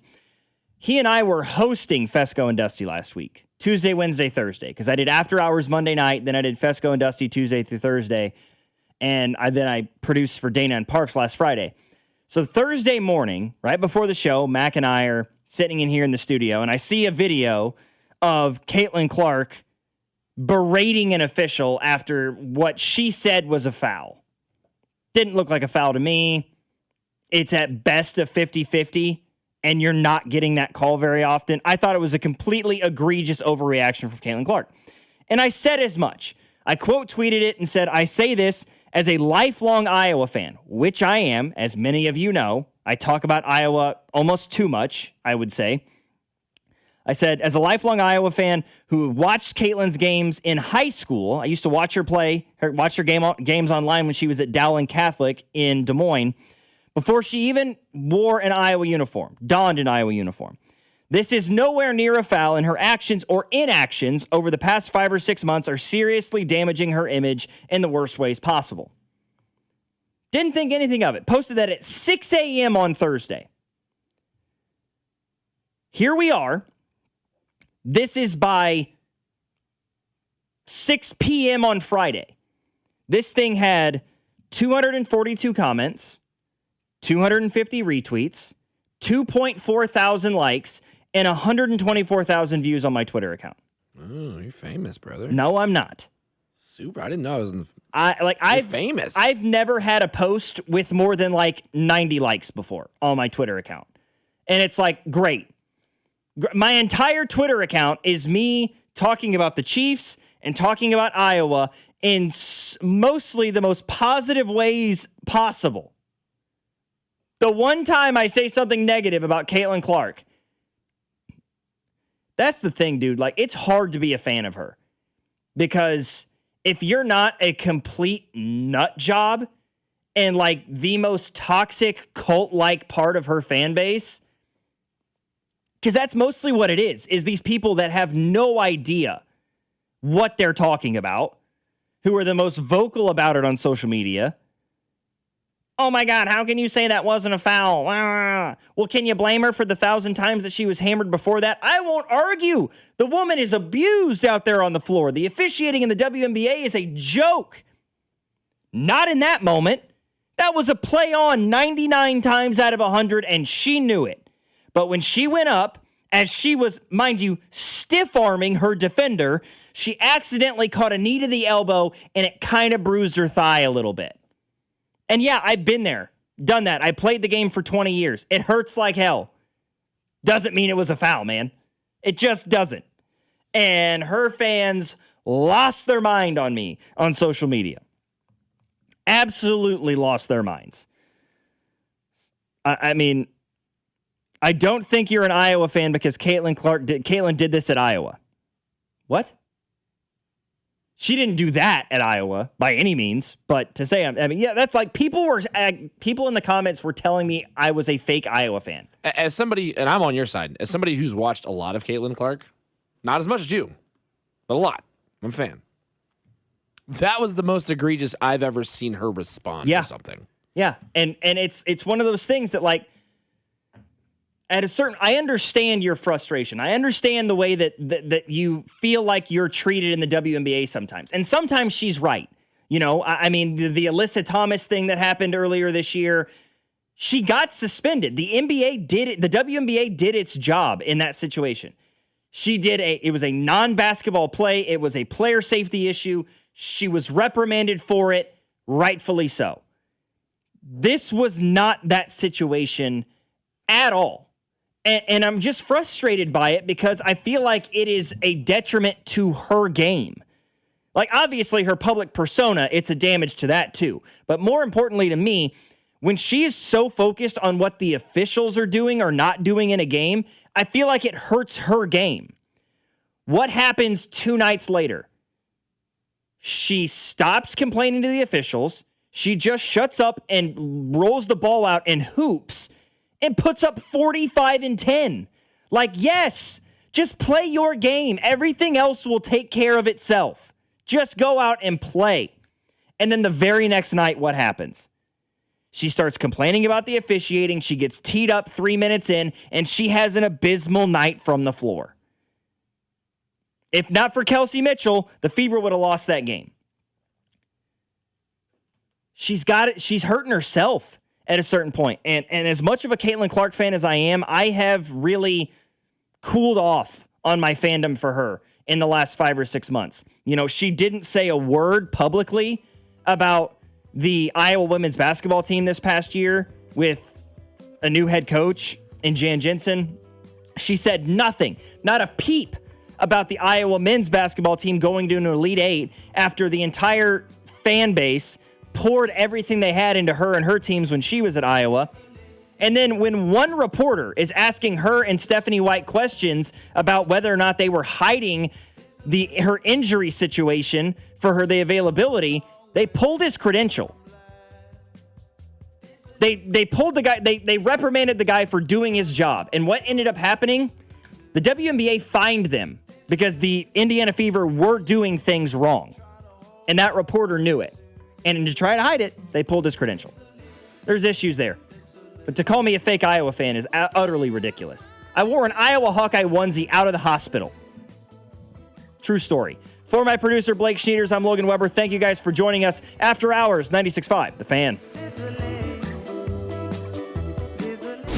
You're listening to After Hours on your home for Kansas City sports. 96.5, The Fan. Men, if your energy is down, your workouts aren't producing results, you're gaining stubborn weight, losing muscle, sleeping poorly, or just not feeling like yourself anymore, it may be more than just aging. This is Jeff for Heartland Men's Health. Our low T and body composition treatments are designed to help men regain energy, improve focus, sleep better, build lean muscle, reduce unwanted fat, and restore confidence both in and out of the gym. At Heartland Men's Health, we specialize in helping men optimize their health, performance, and vitality. Using personalized medical treatments tailored to your health and goals, many men begin noticing improvements in energy, mental clarity, recovery, motivation, libido, and overall body composition within just a few weeks. Your initial visit is just $99 and includes blood work, PSA and T-test, and a medical consult. And if you start on treatment the day of your appointment, your visit is free. Call 844-447-6600 or go to heartlandmenshealth.com. We have 3 offices: Overland Park, Independence, and North Kansas City. Future therapies are compounded and have not been evaluated nor approved by the FDA. Provider prescription required. See website for details. Range Bait with Dusty Likens is now up on the Fan's social channels. 96.5 The Fan, KFNC FM and AM, HD1 and HD2 Kansas City, in Odyssey Sports Station. In game 2, 5-1, snapping that 15-game winning streak. The Braves currently lead the Padres 7-4, top of the 9th inning in Atlanta. Tigers are up on the Cubs 4-1, bottom of the 7th inning in Chicago. White Sox lead the Rangers 4-2, bottom of the 6th inning. The Marlins and the Astros are tied at 2 apiece, top of the 7th inning. The Pirates and the Yankees had a doubleheader today. They split their doubleheader. Yankees won the second one, Pirates won the first one. The Rays defeated the Blue Jays 4-2. Twins outscored the Guardians 10-6, and the Dodgers defeated the Phillies 9-5. In the WNBA, the Fever are crushing the Sun 115-83 with about 4 minutes to go in the game. Caitlin Clark, 27 points and 11 assists. I'm Monty Bolaños. Crank it. It's Jason Smith. I got the whole hot dog in my